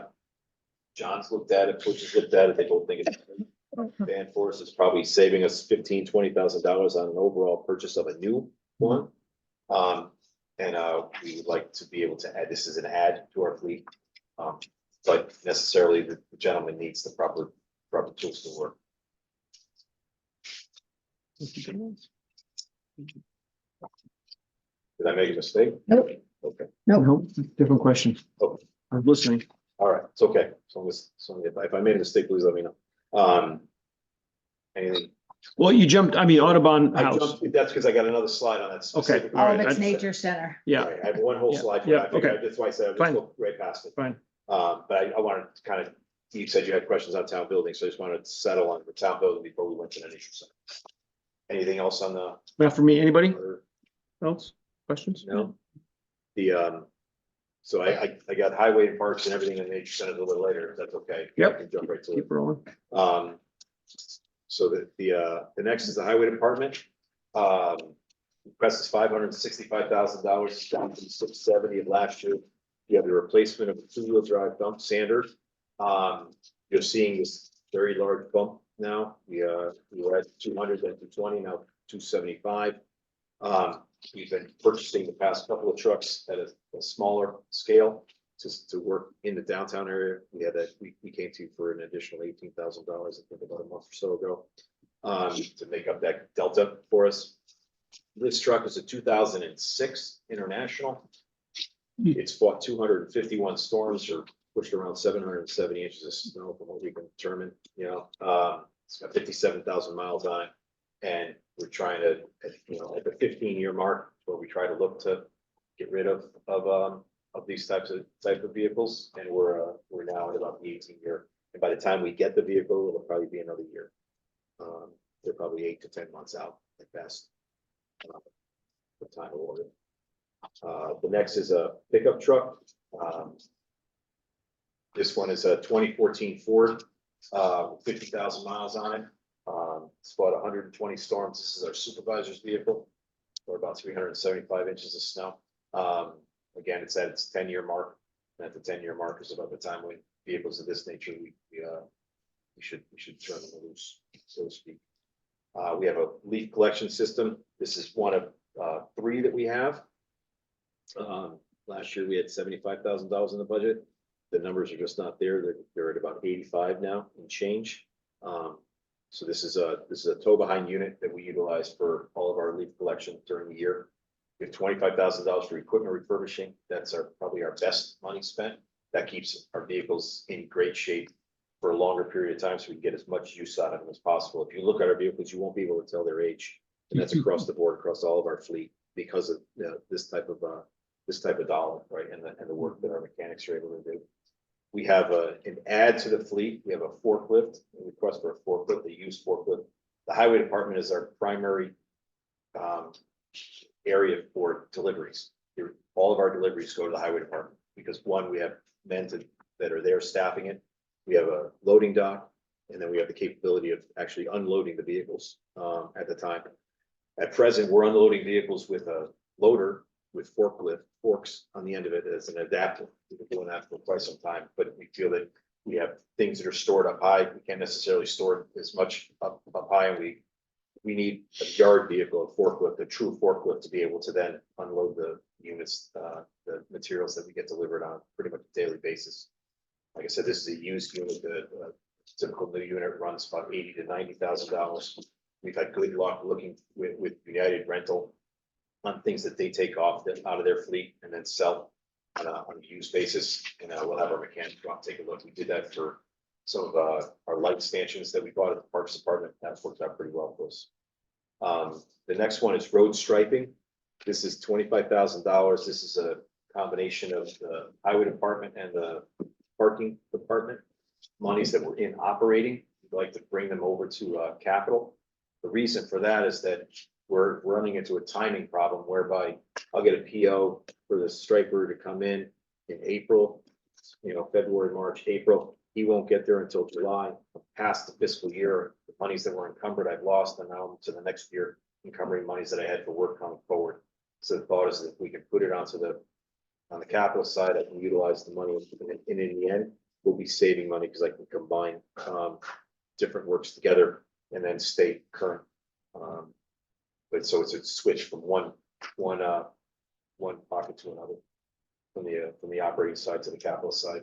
And then the last is cemetery maintenance. This is the item we spoke of earlier. Leo's going through pretty much every cemetery that we're looking at, 12 plus cemeteries. He's documenting every headstone, he's documenting every stone wall, every fence, every gate. He's got a number of people working with him. He's doing a fantastic job. And then we're gonna sit down with him and figure out a game plan to see where we should start to attack and which cemeteries we should go to. So, but we put that in operating earlier, so I we have can an, come no, out I of. have an operating side, that's for grass mowing. Oh, okay, so it's leaf 25 on collection, each 25 side. and 25, yeah, Okay, yeah. sorry. So, because right now we have the cemetery, the cemetery grant, for Yep. $5,000, and then I've been funding it out of monies that we can save here and there, pick and choose here and there. But the thought is that that's just not fitting the bill. Any further questions on Highland? Yeah, the next is. Oh, on that leaf, Yep, the leaf collection system. yeah, is that the only one you have? How many do No, you we have? three. You have 3. Yes, So this is replacing one of this these. is replacing, right, it's not an ad, and it's approximately 20 years old. Yeah, yeah, yeah. The next is a transfer station. We have $300,000 in. It's to replace a loader. The loader is a 1983 John Deere loader. We have 2 loaders in the fleet. I think this pretty much serves its purpose for us. Yeah, we can't necessarily use loaders from other departments because the tires are foam filled. And we wind up, the tires become riddled with nails and other things. So the foam filled tires prevent any problems, right? And prevent flats. When we have to bring another loader up into the area, we predominantly wind up, ruining those. Just tires. putting 1983 in there. You He didn't need to do seals it. anything Yeah, else. yeah. The new one will have FM. More tape deck. And then the next is the container area, the loading area behind the transfer station. So the bins that are behind here, they're pulled out and they're put in every single day repeatedly. And they sit on a concrete pad. Where the concrete pad ends and the pavement begins, we're seeing a lot of scouring and deterioration. Right below that pavement is our liner. The liner actually continues down the landfill and underneath the transfer station itself. And we don't want to tear the liner because that's a minimum of $5,000 repair to come in and repair the liner, and it's mandatory by the DEP. So what we need is some monies to then just resurface that entire area back there to then make sure that we don't have a problem. And we've been able to kind of piecemeal it together, but we need to come in and just holistically take the entire area out and redo it. And we haven't done it since the construction. So this is the area below this photo here where the, where those, Where the bins are. Yeah, where big the metal dumpsters are, yeah. Yeah, so as they pull the dumpster in and out, you can imagine, they pull the dumpster in and out, it comes off the concrete, it's scoured right at that last point, right? So that's the problem that we're having, as you put it in and take it out, that scour area, we need to take care of that. That's money, that's that $30,000 is for that. Okay. Anything else on transfer station? Okay, John already took care of equipment. So the next, this is, you talked about the work that we did over at the service area at Waveney. This was in conjunction with the Conservancy itself. We put in a brand new wall. It's on the right-hand side of this photo. That actually shields the dumpsters now. We put the dumpsters behind there. So if you're walking into the area, you can't necessarily see any of the, the moving parts of the recreation department, the parks department there, the ins and outs of Waveney. So the dumpsters behind there, recycling behind there, some other materials behind there, necessarily keep it nice and clean. And then you have this nice patio that you walk onto, and then onto the bluestone walkways that we did in conjunction with the Conservancy on down to the fountain. And the 2 benches that are there were actually constructed out of the oak tree that was down by the pond that we had to take down, unfortunately. We talked about it. We were able to then ship that out to a miller and have that fabricated, and then they brought it to a different individual, a craftsman to make these benches. So that was all part of the Conservancy. And then they're they're making other, cutting boards and other things out of that and then selling that for, to make some additional funds, to make some additional monies. And then we did this last year, but this kind of highlights the wall behind it is the wall they're going to be looking to do, right? So there's a wall that stretches behind there at the Rose Garden. And if you look at that wall, you can actually see through it. So all the repointing is pretty much starting to go. So if you look on one side of the other, you can see light passing through it. But we redid this roof structure at the end of last year in the winter, and looks excellent. And then this is just another bench from that the Conservancy had done. We placed it here temporarily. It's one of their benchmark sculptures. We've won 2 in Waveney. This one was right along the roadway on a temporary basis because the grass is too wet for us to put it in its final location, which is behind the house. And then we have another one that's in the Gentium Meadow. So I highly suggest you kind of go take a look. They're both beautiful. I don't remember seeing the Jenny. I saw this one just last weekend. Yeah, you gotta, if you go into the Gentium Yep, Meadow. I went through. Up on the hill, on the knoll, up on top, so Okay. you have to kind of walk, there's. Okay, yeah, sure, Yeah, sure. right Okay, there. So okay. you'll see it, it's and that's, it's a different look, and it's just as beautiful, That thing's stunning. yeah. So on a parks infrastructure side, we have, the field improvements for $60,000. This is to take care of our safety improvements, baseball field, soccer field and the grass area where we're finding a lot of wear and tear.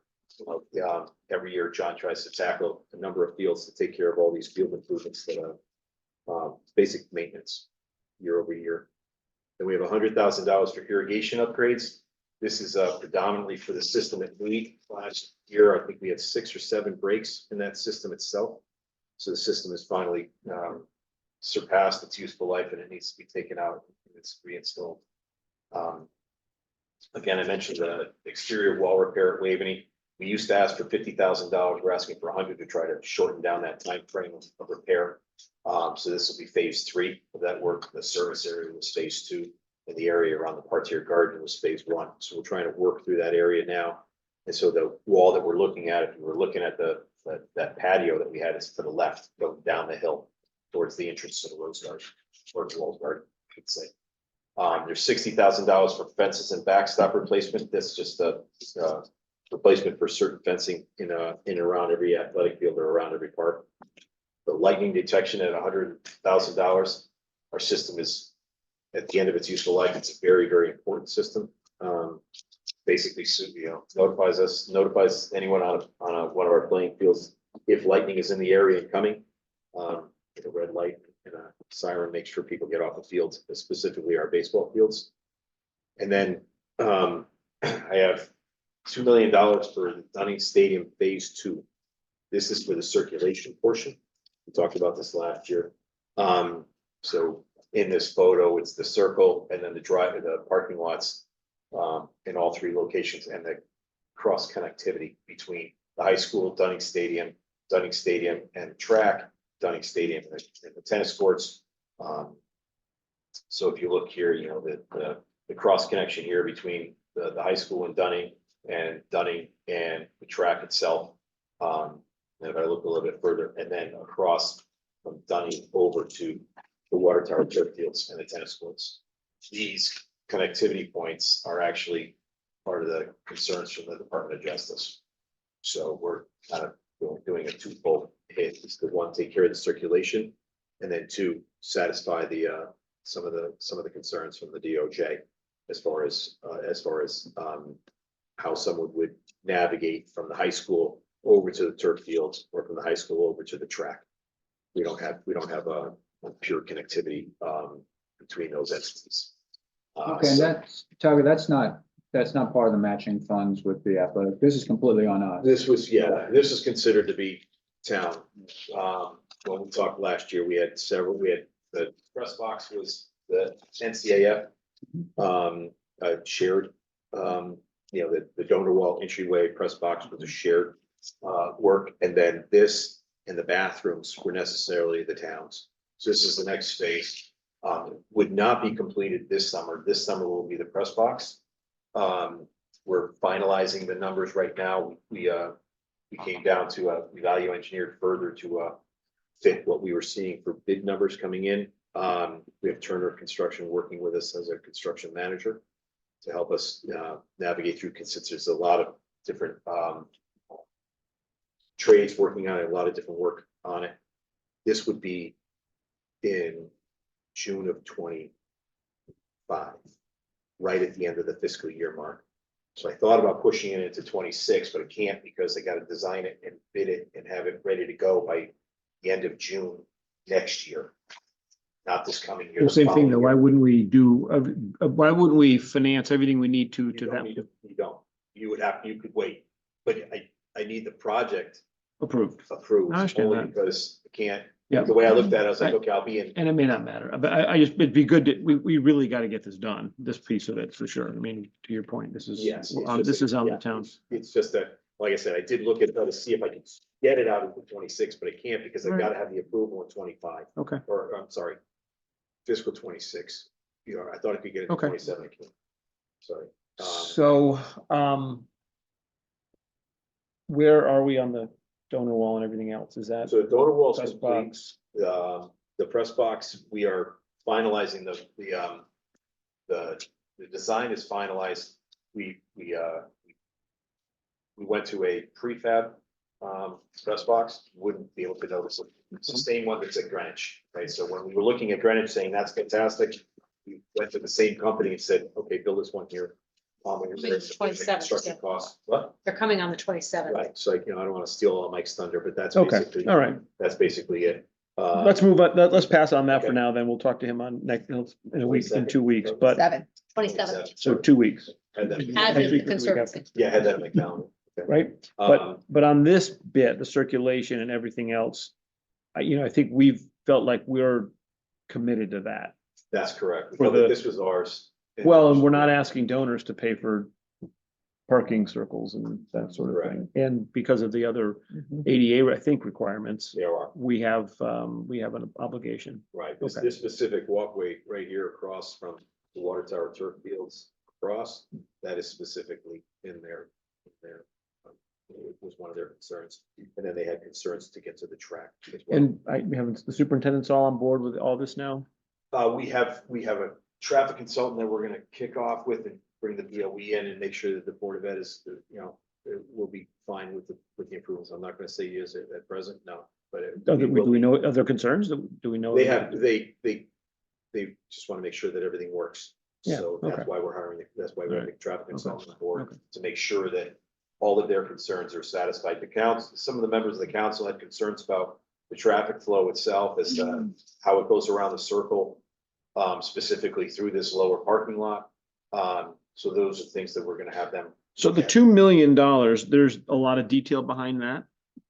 There's a cost estimate behind it. We think we could do better. When I'm speaking to Turner, we think we can do better than that number, but I don't want to say what number I can do at present. I'd like to bid it and then just not utilize the funds. If you understand that. I do, and that's fine. I just, things can go the other way too, although this really isn't tricky. This is pretty, we're not dealing with old buildings. We're not dealing with other related risks. Okay. That's all why, right. in speaking to Turner, they felt, as I did, that we could necessarily bring this down below Right. $2 million. I just Will we know that? When will we know that? know that after the traffic consultant says that this is good and I can finalize. So should you have it by April, May, May, June? No, it is. Sorry. And is the traffic circle, like who decided that the traffic circle is the way to go as opposed to like, is that something related to our settlement agreement? No. No. No, that's not. No, this came from various aspects of people that utilize the area. Right, so when I paved that area, I had a number of, I had a booster company and a couple of other sports groups come. And then speaking to Jay Egan and others about exactly how traffic flows through this area. And then just looking at how all the islands there are just parked upon, people, parking haphazardly. And then the difficulty in trying to pick up a child and then where do you go, right? Because you come into that area at present, you come into that area and you have to kind of 5-point turn to come back around. There's not really any flow. So this is to make that flow a little bit easier, make the pickup safer, and then give us connectivity between all the aspects that we have, because that's one of the things that we are lacking. is the connectivity between all the aspects on the campus. I guess I just thinking about that, the walkability thing, and where they talk more about, stops and all that. But your point here is about drop offs. Yeah, he's opposed to a traffic signal, Yeah. Yeah. not necessarily a rotary per se, Okay. or a roundabout, I should say. They're more, that- rotaries are more expensive than stop signs. So That's this why is, this is still a little half baked for us to approve. Okay. We're earmarking a dollar amount Yes. for a you're right. project that we've agreed that needs to be done, but I don't feel like there are a lot of open switches on this. And the Yes. superintendent's, you're not telling me he signed off, so this does feel a little bit of the cart before the horse, I have to tell you. I'd be more concerned about the pedestrians, sort of like with all of that movement going around Well, there, as then opposed to in a Each of the parking lot. crosswalks are raised, so they're all raised crosswalks through the area. The speeds will be markedly reduced as you come into the area. You can see as you come in off that one-way lane, which is one of the problems that they have at present, is people are kicking through that area. And during the summer, they're putting in speed bumps. Yeah, but that, Through. that still goes into. So so that right now, if you look at the top of the screen, you're actually making somewhat of a hard left to then come into the circle. And then if you were to then continue over the raised Well, crosswalk. you could you approve would too, turn right? right How at many that point in time, your buyers, a speed is million and a half markedly instead. reduced, right? At that point in time. So here's the thought for this team. I suggest we'll continue to proceed. The last step in the process is us actually bonding this and voting on bonding, and that we won't do that if we're not ready to go, obviously. That makes people comfortable. It's not like there's carte blanche here to No, go it's fine. until we're done. We're not done, and that's okay. We'll work with you on that. But I think for us, we can move on the number and send it to the town council. That's fine. But obviously, the job's not done yet either. You're stuck in a situation where you really need to get going this summer and to get this done in a year from now or thereabouts. If we don't get it through this cycle, you're off another whole year. That doesn't work. Okay, I think that's how we have to look at it. Everyone has to know, and new members in particular. We approve these programs, but they're really not done yet until it comes to us to be bonded. And that's when we get a real last crack at, okay, how much is it? Let's go to the details, understand everything that's going on. And then we agree. But by the way, it may be $1.7 million at that point, to your point. I mean, it might have, yeah, okay. Yeah, I have no, That's probably we the had to put best it in way we funding. can do it. Then I'd say we'll come back and give you an update as to exactly where we are at that point in time. We'd ask for not issuance, but authorization. You'll have a request that we'll have to approve. That's how that'll fly. Yeah, Okay. we'll ask for authorization, All right. and that doesn't have to be in June. That theoretically, that Okay. could be quite some time. Well, you get an appropriation in the bonding. Way to keep it in, as we think about, again, we're not voting on anything tonight, but for everybody to understand, that's probably a reasonable process to think That's through. fine with me. Yeah, that would work, and keep it rolling, but not actually feel like we're 1,000% there yet, because there's just too many open switches for us to. I would agree. Okay. Then the next is, this was brought out, I don't want to say the NCAF, but I have $2.5 million in, the parks budget. Are they coming Thursday on this? 27. Yeah. On the 27th? I mean, yeah, Yes. okay, Yeah. on baseball? Yeah, Okay. I'm just gonna highlight where we're at and let them talk through the particulars. We have $2.5 million earmarked towards Popple Field at present. It's been value engineered down substantially. We're at a point now where, I'll let the NCAF come in and I can answer questions at that point, but that's the 2.5 million. Last year we came to you and said it was gonna be somewhere between 3 and 5. Excuse me, I took half of $5 million and came up with 2.5. So if you're gonna ask me how I got to that number, that's exactly how I got to that number. Appreciate the transparency. And this would only be for varsity baseball. Well, I'll let the NCAF answer that, but it could be utilized for. Any big, any It's age. just basically one flat sheet of turf. So you can be flag football too. Could be anybody, and it's just colorized, so you can put the bases anywhere you want. As long as you have pegs, you can move the mound in, you can make it a 60-foot diamond, a 70-foot diamond, a 90-foot diamond. You can do any one of them, at that point in time. Turf infield and outfield? Turf infield and outfield. Wow. Yes. So it's a big turf field, Big turf. predominantly thought to be the varsity baseball field, but it has all those other uses and obviously, okay. We'll listen to them then. All right. What's the timing on that? That's the elephant in the room, right? They're looking at hopefully going to construction and then being able to utilize next spring. right, Bill? It's spring. Yeah, not this baseball season, but the next one. There's, just look, have it out on the table Do too. it in There, the summer and Yeah. then hopefully finish in the fall for the following spring, not this spring. have it out on the table that we talked about splitting cost and Yes. doing private, public. Don't call As a it that. way of, well, as a way of understand, but doing something jointly together with interested parties who are looking to make private investments, so something happen. Well, that doesn't apply to everything. I mean, if someone shows up with a $30 million project, we just can't show up for 15 million. Okay, 50% is not like our guideline and our rule. It was Dunning made some sense, and there's some other places. The library is another model. That would be 25%, right? So we really have to think about how much we're gonna commit to this and how much the town should, how much we could afford so just want to say, there's not, we haven't agreed to 50-50. No. Other than to say to them, we talked about that as a guideline and a discussion point, but not the answer for this project. Yeah, Present the your design. Total budget is 6 million. Yeah. 6.6. Yeah. Correct. And I have 2.5 earmarked. So that's there's your delta at present, right? Because that's, yeah. I mean, you threw 5 out and cut it in half. That's why I was just kind of going That's back how, to well, that. that's how I got to it, but then I stayed at 2.5. I didn't go to 3. I know. Okay, I stayed at 2.5 because I said last year we'd be at 2.5. So that's where I was at. Now. It's a phenomenal idea and people have a lot of, interest in it and so forth, but we also have to have, the commitment on the other side. Real money in a bank.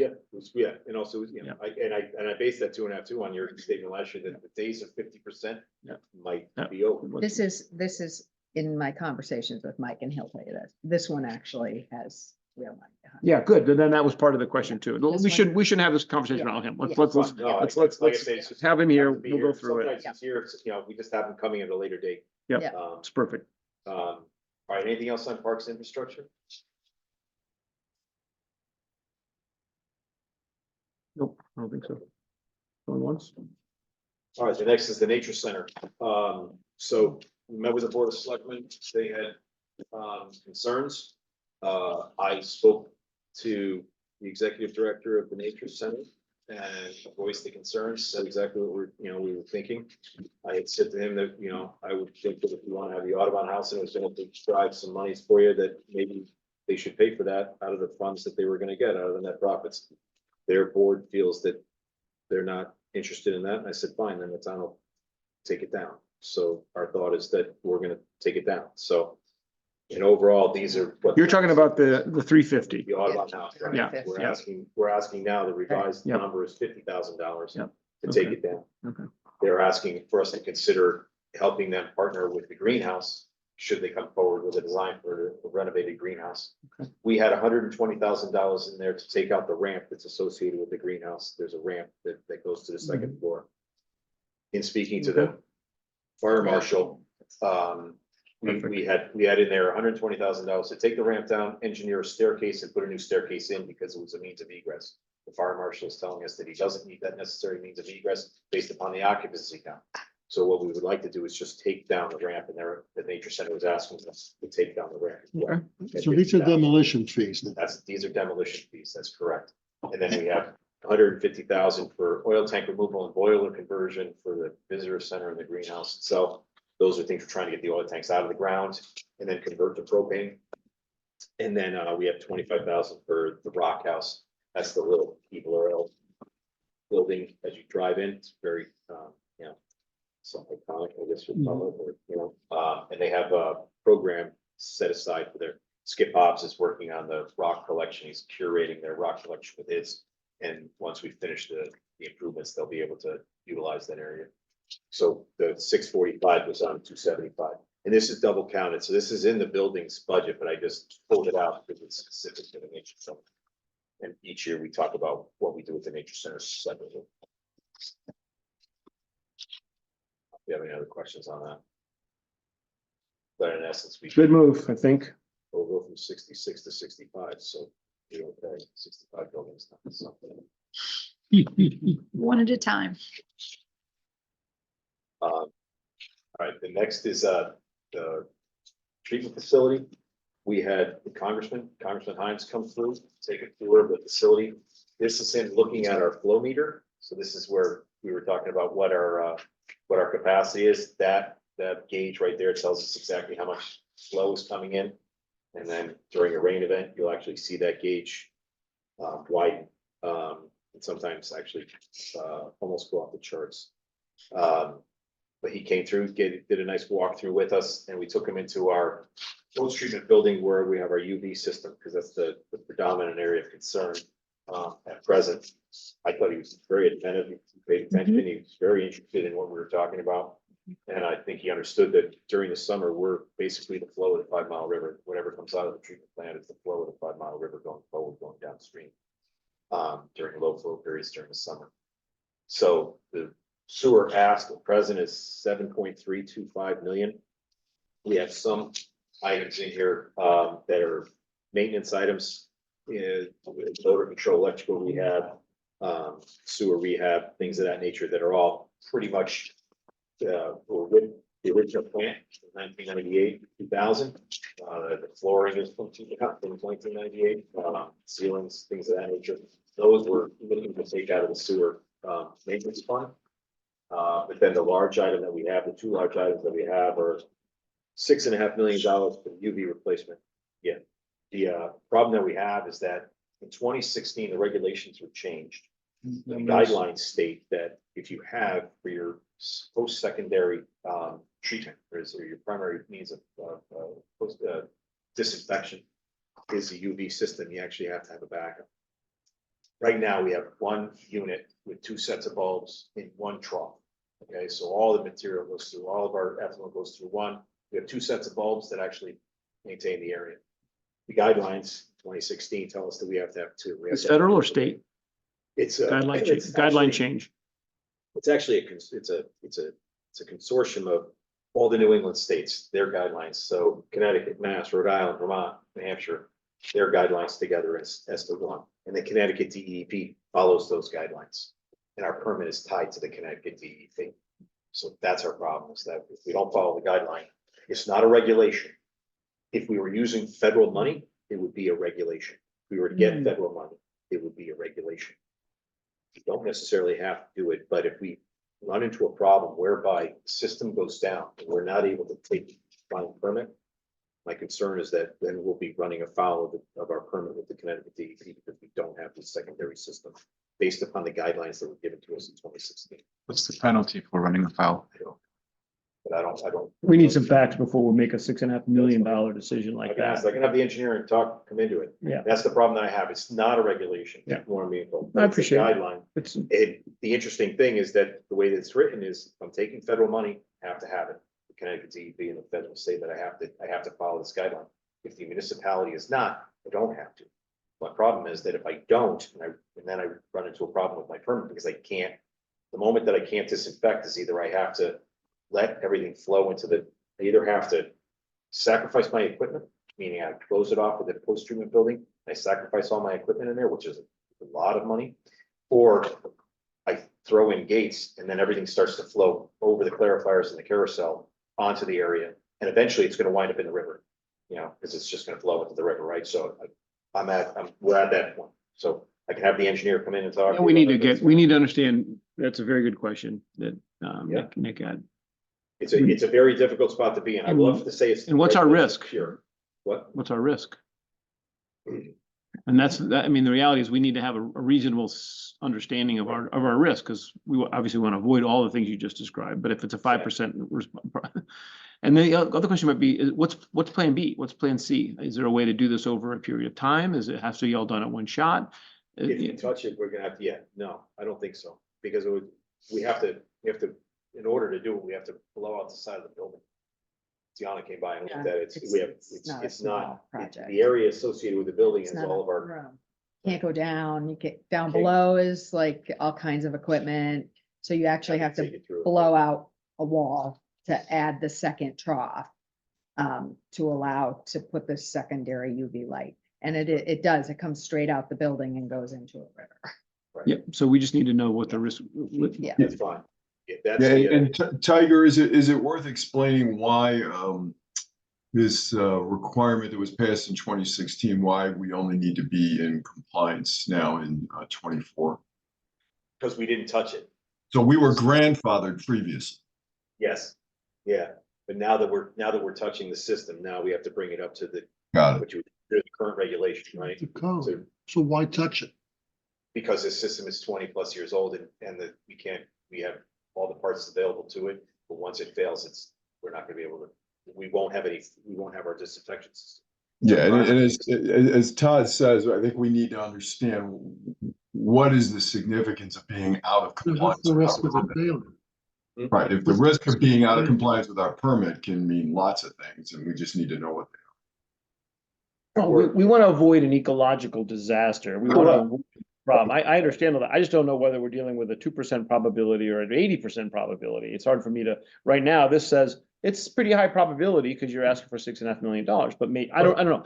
Let's get the facts on that. We can't, that one we've really got to I can have understand. the engineer come in and talk, if either. We need talk that. to you specifically, you want to go to WPCA, you want to go to BOF, how you want to go? If it's dollars, we can go straight to the Board of Finance. And have them But come in this and reminds me a little bit of this zinc and cyanide problem we had a number of years ago. We were all worried about $17 million and all this, and then This is a little, yeah, well, we were able to engineer a way around that. Yeah. So we were actually able to, but this, like, when we were asking the question, he didn't have another solution. So, it's not like we come here lightly, this is the regulation, you need a secondary trial. So how are we gonna do that? One thought was to build it outside the building. Yeah, Right? yeah. We thought about that, right? But now it's open to the elements and I've got a unit that's open to the elements with a shed roof on it, which is not necessarily what we, that's why we said, no, let's go. How much is it gonna be to be inside? So that's where we're at. Well, it isn't worth building that, secondary solution if it's not ready to go on minute one, right? I mean, if that thing is gonna fail, we have to be able to switch over seamlessly. So it's not a jerry-rig solution. It has to be a real world-class. Yeah, That's why I wanted to just blow out the building and build it side by side, so it's contained. We get this maximum amount of time out of it. So I was like, listen, if we're gonna build it, we were gonna build this, we had to build it from scratch. Right now, what would we do? Yeah. That's what we would do. We would build it, and so I'm also wondering, is this a budget cycle? Well, it kind of is a budget cycle item, but on the other hand, is it? I don't know how much the sewer fund would fund this. We've have a reserve there. How big is the reserve? We were trending down, I don't know. 4 million, 3 million, 3.5 million, Nothing. Close to that, but yes. 3.5 million. Well, that's what the reserve is for. Right. Literally for. Right. Yeah, not that you want to blow all the powder No, in one but- problem, but Yeah. that's literally why we built the reserve, literally. So, Yeah, I'll ask Nick if he sees anything in the out years as far as like other replacement of equipment that we haven't, that's gonna get to, that it has a 20-year useful Mhm. life and we're at 24 years now, right? 25 years. So where are we at? What I'll ask him that question. okay, we really, unfortunately, we have to have this conversation within a couple of weeks. So We can come back anytime. we need a little, and not WPCA, it's No, us. I think it's numbers. I think it's Board of Finance. Totally fine. Is there another municipality that has this UV system in Connecticut? There's several, yeah. So It's it'd be also in that little interesting. 100-person group that Yeah. doesn't shovel their sidewalks or whatever. So it'd be interesting to see what the age of theirs is and, What have they done? how long, what's the average useful life of these? It's about 20 years. So that's why this system she's aged out. Right? Okay, So, Chris, you had asked the question, but I've been trying to hurry this one along because if it fails, we have no disinfection, right? So now we're at a problem. What does it take, how long does it take to build it, to do this, to do the project? This will take at least 6 months or so. 6 months, okay. So if I gotta break open that building. Probably get some permits. Absolutely. Got a lot of There's work. a lot associated with it. I'm trying to get it to the point where, again, this is the exact same thing where we've worked through it and next year we'd be building. So Okay, this time next year. okay. Well, it's in the book. We got it. It's, and we should also really rethink, I mean, it's not available right now, but rethink the federal, applying for a federal. yeah, if grant. you're gonna Or do it, state if even. you're gonna be compliant, you might as well, why not? What do you get? Right. What is Right, yeah. the, When we were talking to the congressman, they hadn't funded the 2023, Yeah, so they couldn't There's no fund the budget. 2024 yet, so. continuing that was it. They resolutions said, have "Come an back and impact. revisit us," and we felt that if we got to shovel ready, we'd be close at that point in time for them to fund 2024, 2025 projects, and this would be, we could then have this earmark, hopefully earmark for that. That was the goal, because that was the congressman's aide told and us. what would they, was there any indication as to what percent they'd pay? Not at present. No, it's under He was interested, but he didn't. Yeah, he kind of didn't- fits in his wheelhouse of environmental stuff, so. What about, is there alternative to UV disinfection? There are other alternatives, but our plan is designed for that system to then try to retrofit to go something else. Be very, very difficult. Subject to regulation. We went to like a Just chlorination to- system or something like that. It would be EPA, very, it's very coastal difficult deep. to Try to, that would be much more costly than, yeah. That's all right, it's just a done deal. We've solved it. Okay, what It's got else? 6.5 million next to it, it's solved, it's okay. Well, it's actually 650,000. I saw that. I wasn't gonna say anything, but I am now. All right, yeah, but yeah, if you just tell me when you want me to come back, well, I can. Well, Tucker, it's gotta be soon. Well, why not our March meeting? I don't, it doesn't, it's, we It don't, doesn't, I mean, it can be an out of cycle. You know? Yeah, I could come back into- I'd like to know, I think we all need to know a few things. One, what's the penalty for not being compliant? What is the real risk? I think we really need to understand a range of risk from someone who's, this is what they do for a living. We have got to understand that. To understand really for no other reason but the urgency of it, right? I mean, and that's because we don't want to have a problem, right? That's what we want to avoid. I'd like to know what the reasonableness of a federal grant is and getting engaged from a federal point of view. If we have to become compliant, why not then therefore let them subsidize some of this? What's the point of doing this? And then We had been looking at some, but we had nothing actually. that, you can follow up on that. That would be good March enough. 5th, Tiger. March 5. Yeah, that's the finalization date. There's a public hearing, but they have the whole night to discuss things. Yeah, because we don't vote till the 7th. Correct. Yeah, so that's the night to do it, the 5th. Yeah, perfect. All right, I'll just, yeah. That's all it. That's it. What else you got? I think I have a thank you slide. You know, we got chocolate last year, just saying. Yes. You were off on a day. I'm sorry. And you didn't even ask for that much money. This year, you're asking for like $50 million and we don't get. No, hey, as you always, amazing work and thank you. And a lot of, look, from an operating perspective, you really got it done as in pretty nicely. Nice tree. Yes, that's it. Give you that one. Yeah, but no, thank you very much. And then if you have any other questions or whatever, just email me or I'll come back. And whatever. I would imagine 27th and then. Bob, anything? Colin, Michael, Tom, any other follow-ups? No, No, good. all- Thank you. all Thank good. you. Out there, guys? Back to that. Go ahead. I couldn't hear you, Bob. Well, no, I mean, it was back to the Waveney House, but I don't want to go back in time, but the pointing is like one of those things like painting a bridge. When you finish it, you have to restart it again. And True. do we have a number if we just did the right amount of pointing each year? Maybe that's not the way to look at it, but like how big a number is that? I'm just curious on a house that size and. Good question. We have budgeted $500,000 for the project to do the house itself, and it's out to bid at present, so we'll have a better number within the next couple of weeks. So 500,000 to repoint the entire house, Yes, because a lot of times you can do it in sections and spread it over time instead of just doing it. I don't know. I don't know if maybe that's not cost effective, but I'm curious how, if you repointed it, and I guess another way to look at it is if you repointed it for 500 grand, how many years would it go until you really had to do it again? oh, quite a few.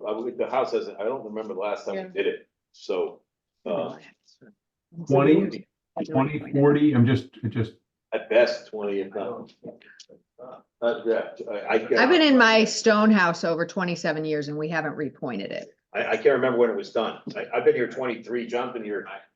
Yeah. 25, I don't think it's been done, so I can't say, but we did look at possibly trying to phase it in, to your point, say, take the worst phase first to go for. Problem is, we have leaks. Yeah. in Yeah, all a lot of- phases, yeah. So we can't. So is the answer And it's- 500,000? Yeah, we have budgeted right now, 500,000. What's Yeah. Bob's answer? What's the, Bob's answer is, I'll know in a couple of weeks. All right. That's what the number, Okay. what the final number is, I'll tell you.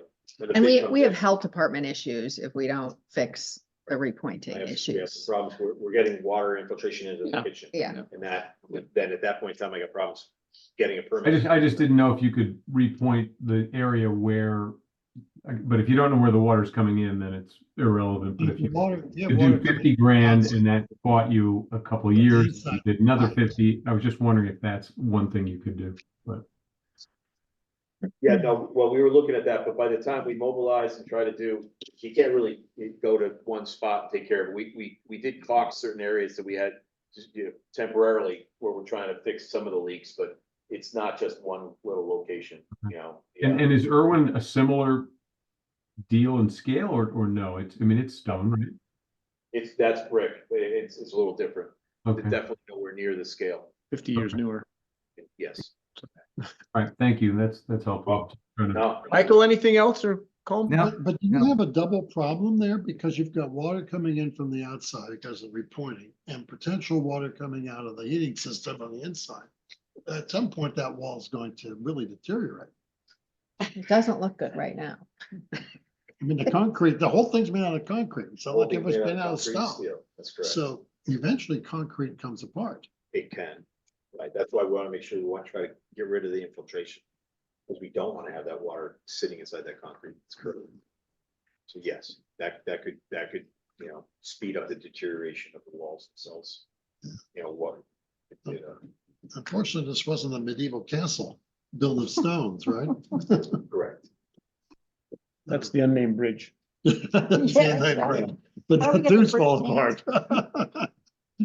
All right, thank you. Okay, anything else? Todd, yeah, Todd, the only, the worry is that if that 6.5 million has to come this year, I worry that we would have to take it all out of the reserve, because I hear you about the reserves are for things like this, but it's not all for things like this. So that's the main concern is. No, but Michael, I was talking about the sewer fund specifically, not the general fund. Okay, got it. All right. Totally, I'm not touching the general fund for All this. right, That's good, what the good. sewer fund is for, literally. Yeah. And like I said, so maybe we bond 2 million and use whatever. We'll have to figure Yeah, out. okay, okay, good. No, so you're not talking about the general fund at all. Okay. No, great. no, right, no good. way.